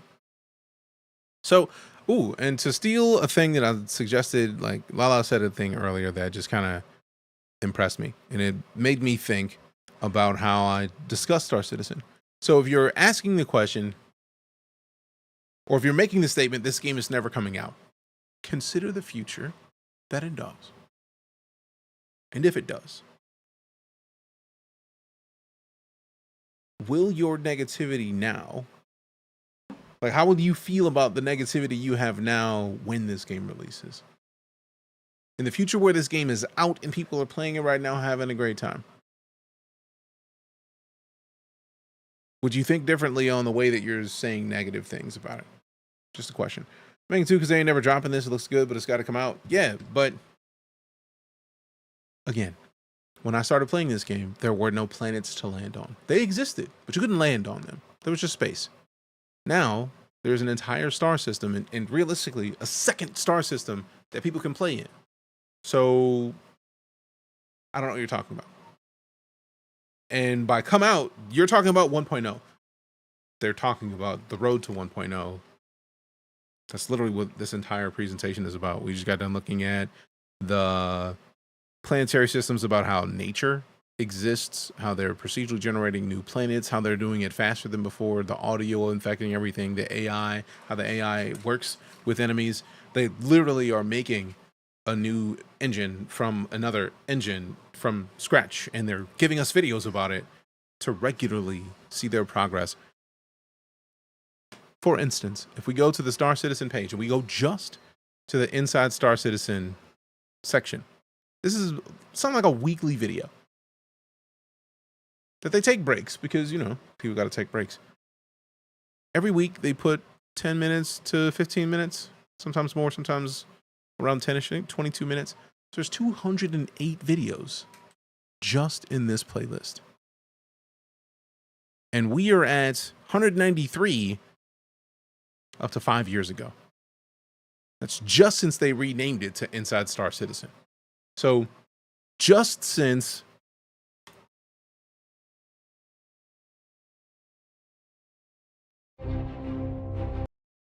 April 25th, 2019, there are 208 videos showcasing the progress that this dev team has made across 2 different games. Forgive me for being majorly skeptical after years of failures in Kickstarter scams. No, don't get it twisted, Zero. If you notice, I'm not like being negative. Like, I'm not angry. I'm not like disrespecting your opinion. It's more just that a lot of people come to this game and they're like, before they say anything, before they ask any questions, just, this game is a scam. And it's like, I can understand where you're coming from, but at the core of it, if somebody were scamming, why would they go through this much work to make a scam?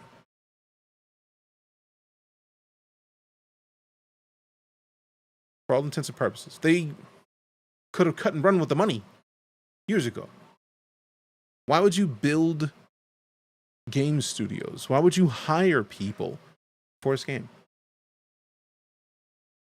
that the world can see?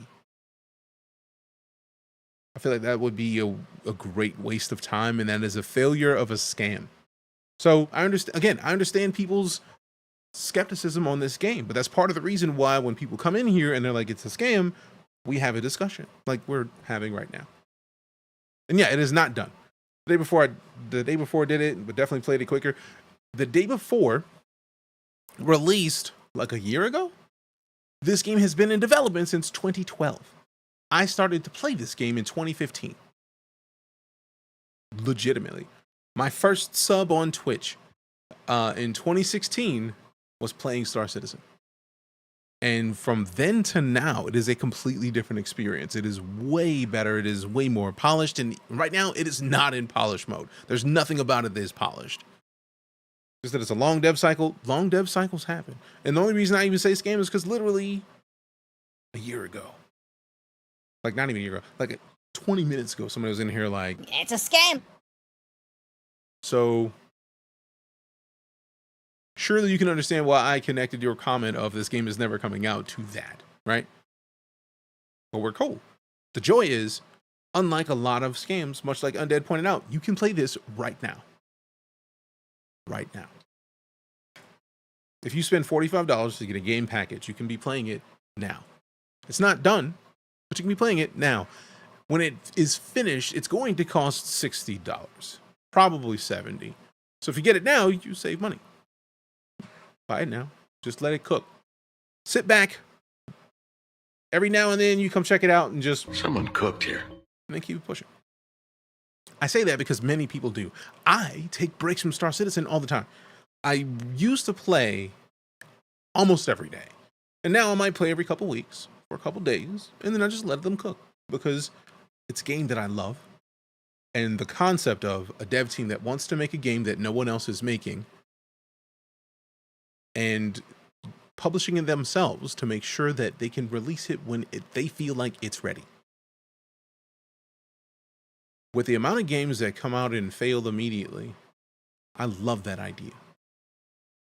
The PC because Frontier left Elite dead in the water. I mean, they did just release new ships for Elite. I feel like they're probably working on a lot of things for Elite, just low key.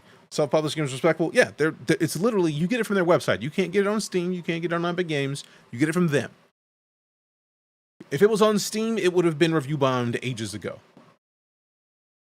Not on Xbox, they let it die. I mean, to be fair, the Odyssey update, if memory serves, was the one that gave you Space Legs in Elite Dangerous, and the consoles that existed could not play Odyssey at all.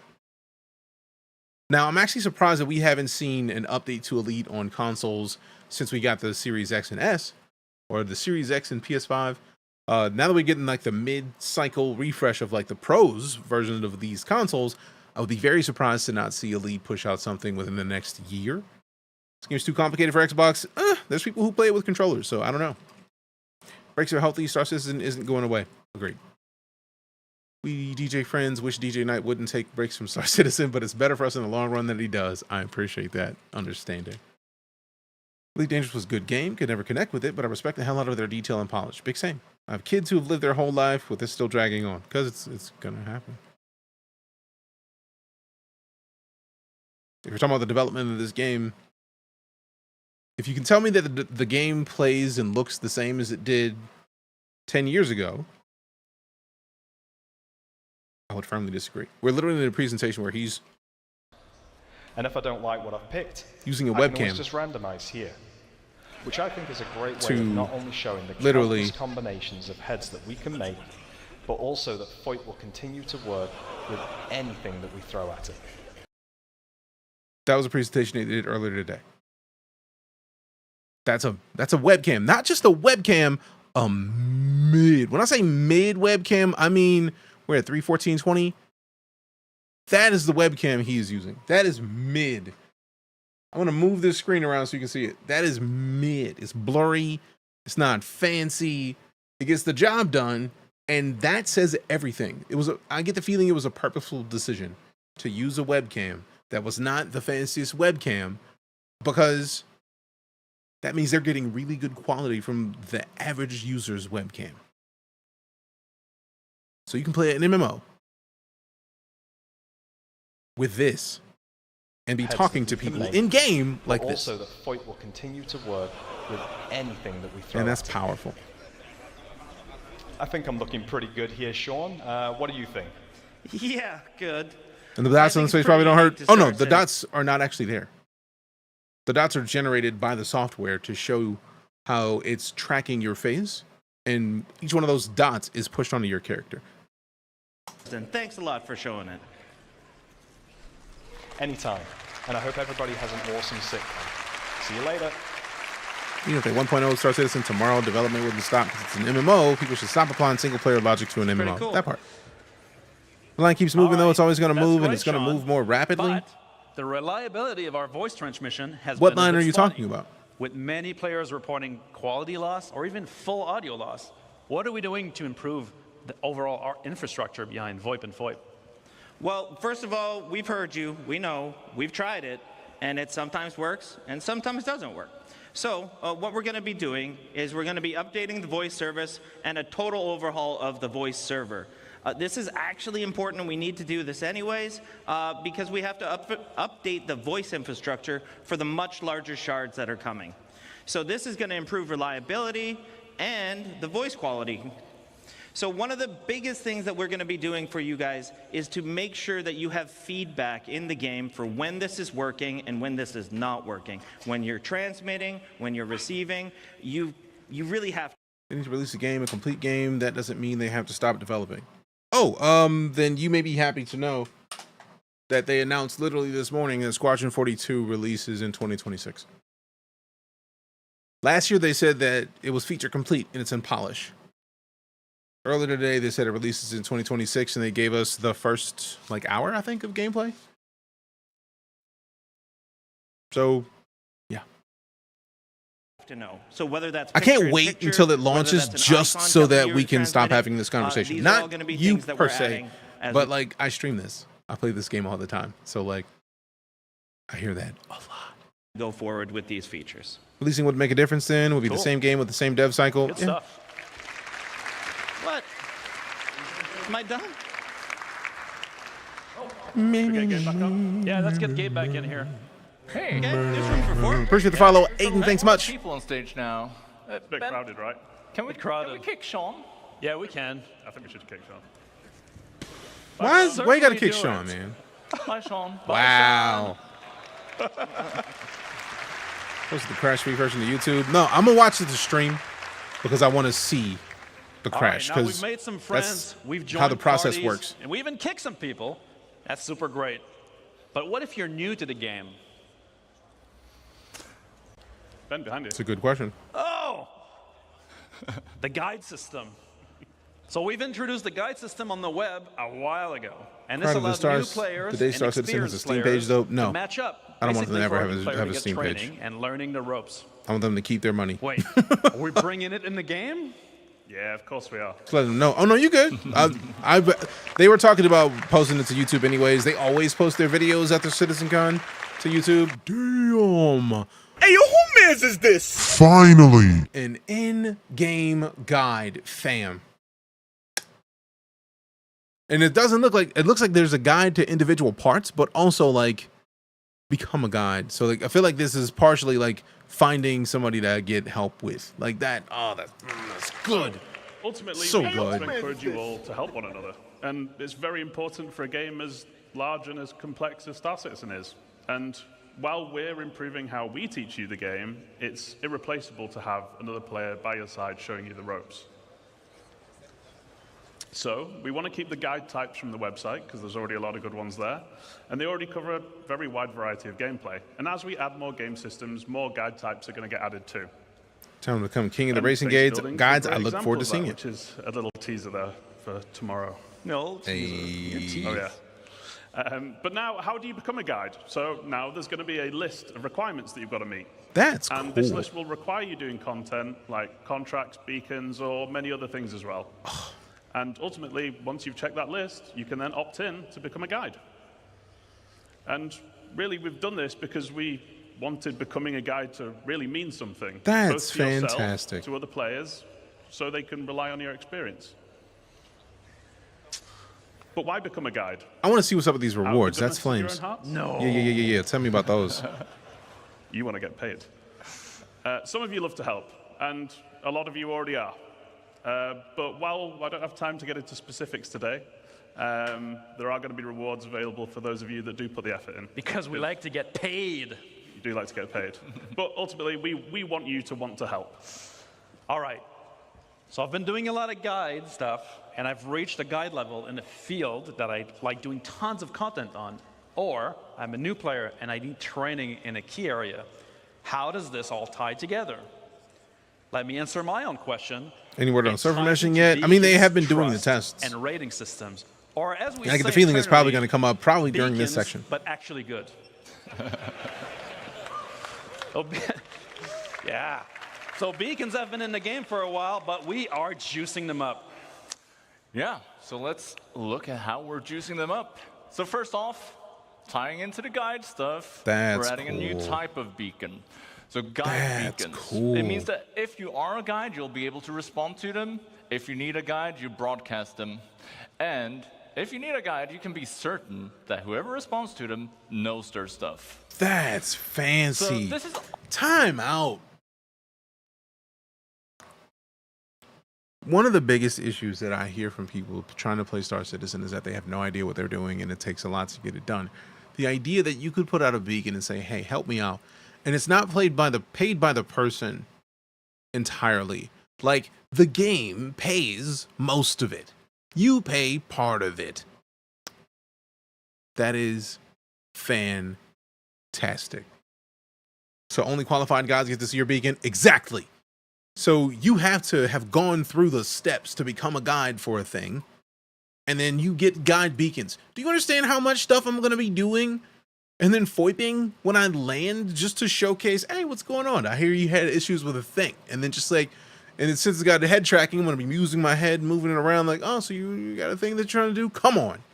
Come on. Of course I'm going to be doing this. obviously good for new players needing to learn the game. Of course I'm doing this. And I'm going to do it for my partners so they can pay me, the game can pay me, and I can give them their money back. Seasoned players Let's like go. yourselves, you're going to have Good guys be great recruiters for orgs. Exactly. Something new to learn like, in verse. So you just post your question, you broadcast it out, the guides get alerted, they can accept it, contact you, and once you have the information you need, you take the beacon down, get out there, and use your newfound knowledge. So obviously there's many different types of guide beacons here, but we're also adding more categories to service beacons. Now all this beacon stuff sounds fine, but let's be honest, I have a friend, not me, but every time they use a beacon, they get ganked. How are we going to do that? What are we going to do to make sure that whoever is answering my call for help is trustworthy? Are you sure that's your friend and not you? Yeah, okay. So we've got a few ways of tackling this, and one of them is actually subsidizing the beacons. So guilds contribute rewards to the payouts on service beacons, and we'll get to guilds shortly. But that could be money, reputation, or potentially other rewards as well. Because we like getting paid. Hey, welcome back, Rookwood. And ultimately, that keeps the cost down for the people that need help, but You get rewards what the people often? that are helping. And this actually finally makes it viable to do beacons for whatever profession you like to do. That is medics, so good. refuelers, and repairers, just to name a Oh, few. this is good. Robbed If you off. misbehave and you fail the beacon, there's no payout for you. So that's one incentive. The other is that we're adding a proficiency rating. Come on. Responders can earn that rating by successfully completing service beacons. You go from bronze up to gold, which indicates your level of experience and success, and only the top few will be able to earn platinum status, which essentially puts you on a leaderboard and marks you as one of the best playing in your region. So when broadcasting, responders offer to help, and you'll see their rating. Then you'll get to pick who you want to help you out. Then let's say you're not very good, or you like to misbehave a lot. Failing a beacon will result in losing rating, and then repeat offenders will enter the red zone. The bald zone. Hey, we see it down here. And then only really desperate people are going to take you on. Fam, just get the cutter, bro. I feel like at this point, the cutter is the move. Determining success or failure. So we're putting a lot of focus on making the system difficult to exploit as well, in the many different ways that it can be right now. So criminal types, like you, Benoit, will have to get much more creative. So yeah, that's all great from the beacon broadcaster's perspective, right? That is fancy. Pretty cool stuff. How do you pass? What if someone just invites everyone and claims they're bad? Getting ganked. The beacon Good question. responders, they're also in a bad position. I hope they're going to answer so that. So what are we doing for the beacon responders? Well, we want to give you Titan's some on sale. idea of the risk you're putting yourself Is it into cheaper than the by cutter? responding If it to the is, beacon. Titan easy. So we're adding trust rating. So if we look at this person who's looking for some help to repair here, Well, you can see their last 5 recent beacons that they broadcasted. They have 2 neutral ones. Something's gone wrong, but it wasn't necessarily bad or illegal. Then they have a red one. That's bad. They have been up to something. But they have also been successful with 2 beacons. So, well, at least you can assess the situation before going into it. It ensures your safety when doing a good deed. And yeah, I think that's it for beacons. So, well, we've got one more big thing I guess we need to talk about, right? Yeah. We're really excited for. Oh, yeah. Look at that. The double glizzy. That is exciting. I like this one. DoorDash reviews in Star Citizen is crazy, right? In Sweden, DoorDash reviews in Star Citizen before GTA 6 is crazy. we call this a double barrel. Well, it's not time for lunch just yet. It takes a while, Caleb. Who would I think like you to got talk it. About player organization. Let's go. Let's go. That's all right. It sounds like we've got a few people in orgs in the house today. But Benoit, you talked about this a while ago, right? It's been 84 years. So I love that they're I was being brought into originally the asked game. to outline Let's the original go. ideas behind how organizations would work in the very early days of the project. A younger Ben, big ideas, same ideas, now action. Newer PC You won't have run no it. It's a idea laptop. how Ah, that happy might I am that might that that might we're explain a finally lot. tackling this task. Are they finally and releasing this it like design full? Not yet, in but they did point out earlier in the beginning of the presentation, around the first hour-ish in, they were talking about how a lot of the other things that they're going to be adding to the game in the next version of the Genesis update to the Star Engine is moving a lot of things from CPU specifically to balanced, as well as heavily more featuring the GPU in calculation.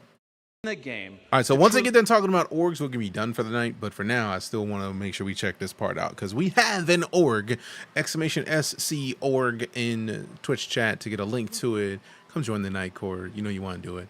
They give you all the tools you need to make your empire in SC. Makes you feel like this There stuff's in are active more development. We than might get it soon. Yeah. 70,000 organizations registered. Like at this point anymore, starting with last year's CitizenCon, I feel like if they show something off at CitizenCon, the likelihood that we're going to get it in the next year is solid. They were hoping to get Pyro out in 4.0 with server meshing before, like in this half of the year. They never said we were going to get it done before. They were aiming for this half of the year. So if they get Pyro out before Christmas, numbers. So hopefully the base version of server meshing gets squared away that soon. I'm looking forward to that happening. That'll help a lot with the glitches. They have my old PC ran great, but so many bugs. Yeah, even if it's just OpenPCU, yeah. Because apparently they were scheduling, like they officially said that 4.0 is due for like Q1 2025, but like if they can knock it out by the end of the year and it be stable, playable, then we're in a situation, we're in uncharted territory. Star Citizen is going to be next tier. Have you seen No Man's Sky? I've been playing No Man's Sky since the day that it released. This is a space and sci-fi focused stream. Star Citizen, Elite Dangerous, and No Man's Sky are my most streamed games in this channel. So if you ask me about one of those games, I know we can have a conversation. Also, what up? Morning Star, sorry for the delayed response. The panel on the social app and the One Planet Tech are both huge and not getting enough eyes, but I'm sure they will after folks get sleep. That part. Some news coming from No Man's Sky. Yeah, I saw that Sean tweeted about somebody with a cool little cottage, which was interesting. I have X4 Foundations installed on Dead Sea. I played it when it launched, and it was just super complicated. So I was like, I'm not dealing with this today. And I probably went back to Star Citizen or Elite because while they're both very complicated, I have played them long enough that I know what I'm doing instead of having to learn a brand new complicated thing. So on the RSI website. Let's see. 69,999 of them of decent size and Phrasing. then test. Ridiculous. Too big. But all of those have custom identities, logos, charter. The amount of creative and high quality content you guys have always produced has always amazed us and inspired us. Those orgs range from a small group of friends with just the name to large companies spanning a large amount of players with the intent to share wealth, missions, and campaigns together. Now we want to make those orgs matter in the game. Should you choose to join or create an organization, we want this social aspect to be part of your progression. But don't let me spoil it. Let's get a real designer to cover this stuff. JJ, you are a self-proclaimed big MMO player yourself, so why don't you give us the details? Space Engineers, I haven't. I didn't realize. Haven't played a lot of it. Appreciate the follow, Caleb. Thank you. But as an MMO player, because Space Engineers is also like a lot. It felt like you got to be an engineer to get in there.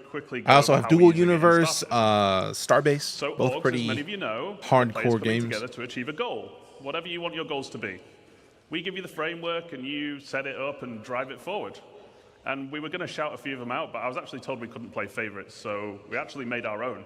So we've got the Fellowship of JJ and the Balt's Fault Buccaneers. Those guys.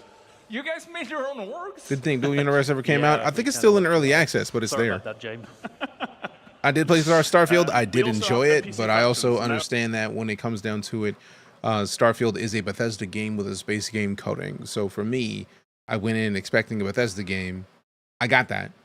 A lot of people were mad because they expect Starfield to be what Star Citizen is. Already in the game, and you can earn or lose reputation with them.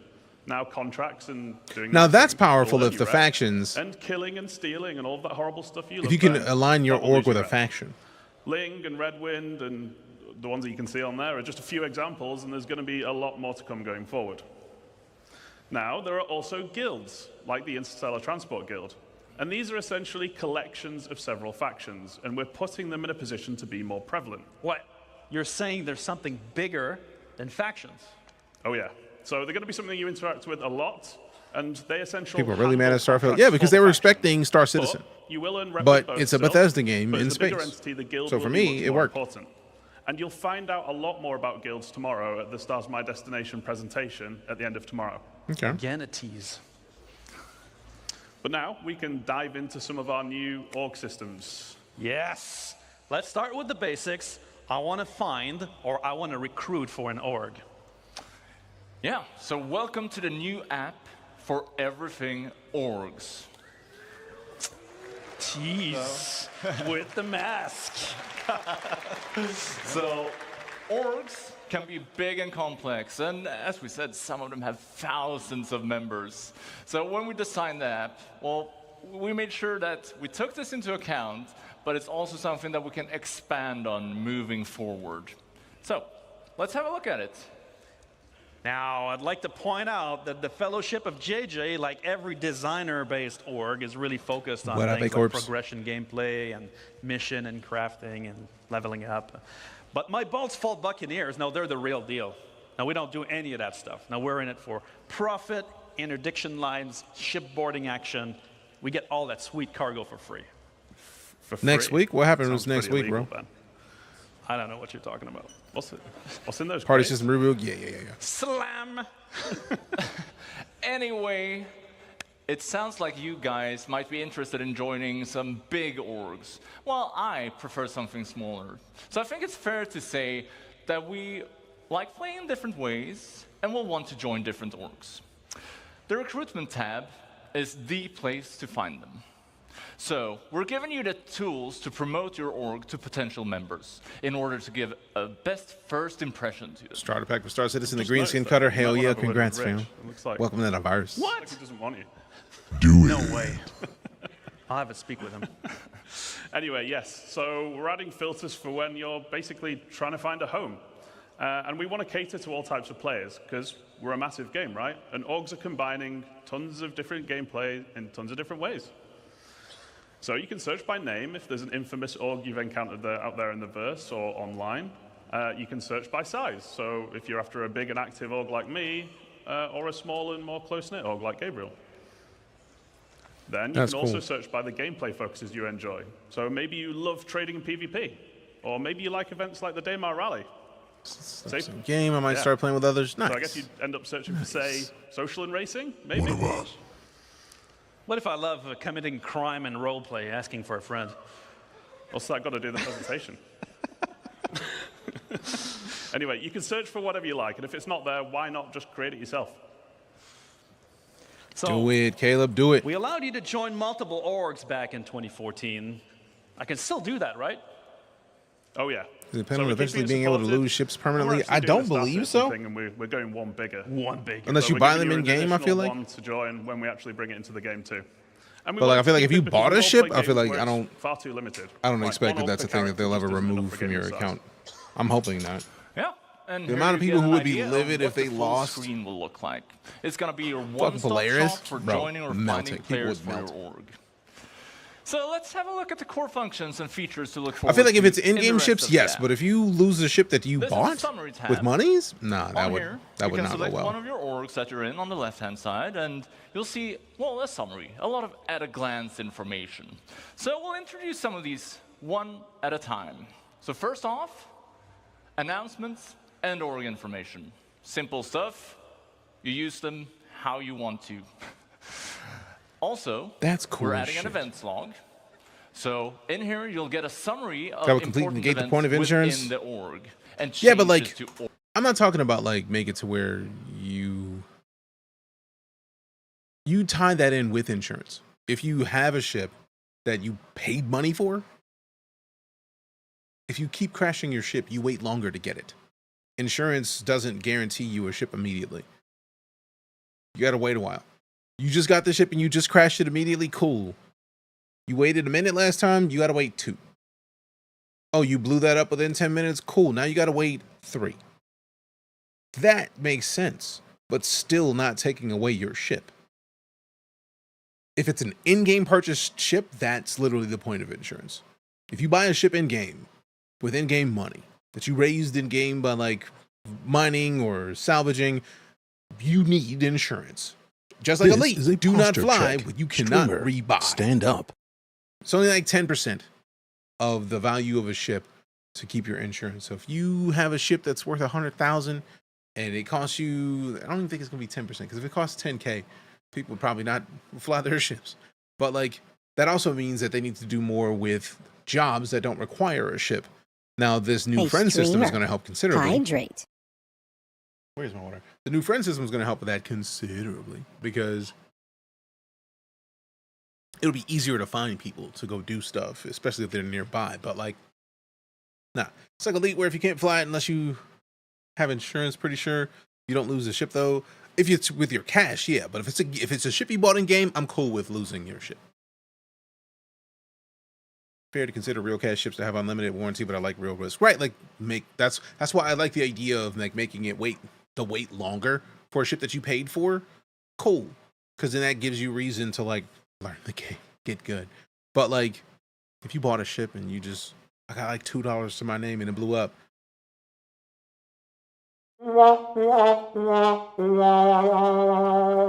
Should have left it there. Org statuses or settings. In short, these things... Oh yeah, people would melt. It's Junkyard. a big verse. Absolutely and melt. It's easy to miss cool things that happen in your org. And these features will help you stay on top of the day-to-day life of being an org member. Okay, we're also adding an events calendar. So, by default... Oh, damn. When is this going in? So by default, it's going to be populated with our in-game events, so you never miss a thing. But more importantly, you'll obviously be able to add your own as well. So you'll never miss another meetup to get together for group content. It's tough to get everyone on at the same time, right? So use this for your Convoy Tuesdays, Casual Fridays, holding hands in Horizon Saturdays, whatever you want. Getting crushed by the Buccaneers on Monday. That's Gabriel's favorite. It is my favorite. Remember that it is our intent that all the features we're looking at here are available on Spectrum as well, allowing you to access this info even if you're not in the game. This applies to parties, clubs, friends, and all other functions. If it's destroyed, that I'm cool with. So I can join multiple orgs, like the Buccaneers. Oh yeah, I had that feeling, Black Wolf, the second I saw it. I was like, this is Black Wolf's time. But how will others see me in the verse if I have multiple ship is destroyed, sources? like buying a new ship? Pick No, if your ship is destroyed currently, you just pay a little bit of money of insurance, like a couple $1,000, and they just give you another one. It's They used to be where they didn't carry over the weapons that you had on, but I feel like they updated that to where the weapons that you had on your ship also apply. But I feel like that also should be adjusted accordingly price-wise. That's just me, though. So that's covered by something new called representing. And it's actually quite similar to the existing affiliation main status system on the website. So if you're in multiple They added to insurance. you I thought choose so. which one you want Thank to you for represent, clarifying. but you can only represent one at a time. Now, there are ongoing benefits for being in orgs, which we'll get to in a minute, but you choosing who you represent. Yeah, you don't have to which buy one a you whole want to new benefit ship. You from just have to at any pay given like time. not even a But couple why? thousand all Well, the time. we Just wanted like to support couple players who $100 like to play with different groups of friends. But we didn't want players who are just in one to be at a major disadvantage to those that are in the full 6. Because really, joining multiple orgs should be your choice and not feel like it's a necessity. And there's no need for you to switch which org you're representing to see things like this Moby screen or org chat. Damn. But we want to put limitations on how often you can switch to avoid exploiting the systems. And we don't want to punish anyone who's, playing by the rules. And a big part of representing is visualizing it in-world. We want you to be able to fly your banner for your org. So we're adding another MMO staple to the game. Tags. Cora's good. She's down here chilling. That over here. So the org leader will be She heard me and started to sit up. You didn't have to sit up. And this gets appended to the name while you're representing. So you can easily see who is in which org at a glance. So we'll have it in chats, in world. And if you're not interested in this stuff, you have the option to turn it off as well. How novel! We'll be able to identify people around us. Wow. JJ, I'm curious. You mentioned guilds before, and I'm guessing they fit into this somehow. Yes, so you may have spotted a few references on the UI to alignment earlier, but what is it? So, it's your opportunity to form a relationship between org and in-game guild. Damn. Now, just as you in personal rep with the guilds, you can with your org now as well. So your org leaders pick which one you want to align with, and while representing, org members doing specific action, like contracts with them, will increase the org's alignment with the guild. Damn. But which guild should you pick? So just what I was talking about earlier. That's cool. Guilds are going to have a specific theme and associated gameplay. Oh yeah, Cora is you can basically pick the 12. one that matches your theme or benefits your org the most. So a combat-focused org, like the Fellowship, might want to align with themselves. Which guild is the Night Court picking? I have not seen all the orgs or the guilds, so I'm not sure. I think they're going to talk about the guilds specifically tomorrow, so I plead the fifth. So how do these benefits work? I mean, to be fair, the guild or the org is a bounty hunting and security providing organization. So whatever guild is related to bounty hunting and security providing is probably going to be something like we're going to get into. As your alignment with a guild, as it raises, you both unlock new benefits from that guild, as well as improve your previously unlocked benefits. So, for example, it's a great tool, still a tad early for orgs. Yeah, but like, if they're putting orgs in game now, and they're putting guilds in game, of things that will affect your ability to get like reputation in game. I feel like we are getting closer to 1.0 than we ever have been. Because saying it's still tad early for orgs, once we get server meshing in, will it be too early for orgs? Once we get the clusters in the sectors, that actually is the perfect situation for all of this to be useful. So, I don't know. I see you, Monty. I saw you hit the sub on YouTube a little while ago. Appreciate you. But yeah, I feel like with the stuff that they're talking about here, I'm expecting that we'll probably see a lot of this next year. If we're already testing server meshing with hundreds of people as compared to 100, this is what brings it to modern MMOs. So I wouldn't say that it's too early. I feel like once we get to where you can have 100 people in game, like Smash, for example, Smash will be at a main menu with a whole server worth of people. Once meshing goes in, that's just She might have a good percentage of the server, but not quite the whole thing. Wrangling people in that is a lot. It was almost 2,001 tests a while back. Yeah. Smash vs. Burke was 50-50. Right. So, like, that's the whole server. That is the entire server. So once we get, and I feel like the only reason it was locked to 50v50 is because of the servers. Because they only have 100 people on the server. So once we can have 600 to 700 people on the server, imagine a Smash versus Burke versus Levan versus DJ versus Astropub versus like any number of fantastic Star Citizen streamers. And it'd be a battle royale. Just everybody bringing in 50 people from their community. Come on. We might get research speed improvements. As my org performs contracts for this guild, alignment the treachery, raises, and that speed benefit gets better. Because why not? And needless to say, other guilds will have other types of benefits. Finally, on guild alignment, you are not locked in forever. You can switch at any time. However, that will put your alignment back at 0, so it's a big choice. Oh, so damn. Every member gets full benefits. Well, not necessarily. We're also introducing loyalty. Damn. So it's similar to the org's alignment with a guild, but this represents your relationship to the org you're in. Anything you do that benefits the org while you are representing it will gain you loyalty with them. So for example, you could be doing missions for the org-aligned guild, or you could be depositing money and materials into org storage. Org storage? Another tease. Ooh.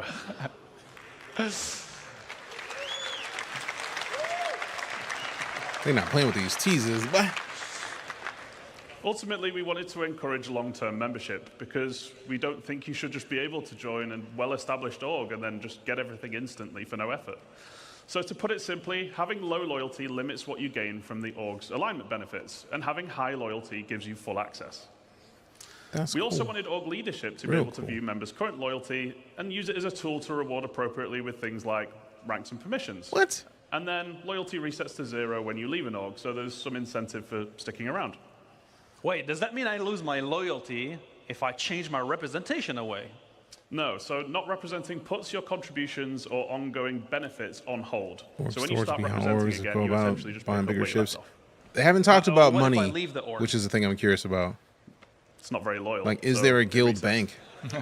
Right. Well, so, you know, in my org, my Buccaneers, they're mostly scoundrels, and so they tend to join and leave, and, you know, it's not very loyal in general. Larger orgs, they tend to be a pain to manage, though. With the flow of joiners and leavers, do we have any tools to help managers like me? Well, guild bank for the guild base, right? Let's have a look at the members tab. So this is less complex than the previous tabs, but it's equally important. This is where you see. I think management is that last tab, and it's probably going to be where money is.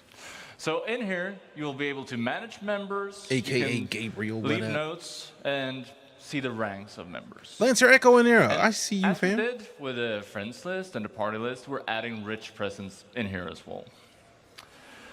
This is the rank panel. It gives you a clear indication where you sit within the community. And you'll see permissions on here, but that's something that we'll delve more into at a later date. With an item you can use as a guild currency, an item you can sell for money to get things. Might be able to determine permissions for each rank, and well, it could be things like inviting new members or accessing org storage. Stop teasing us with org storage, God! Come on.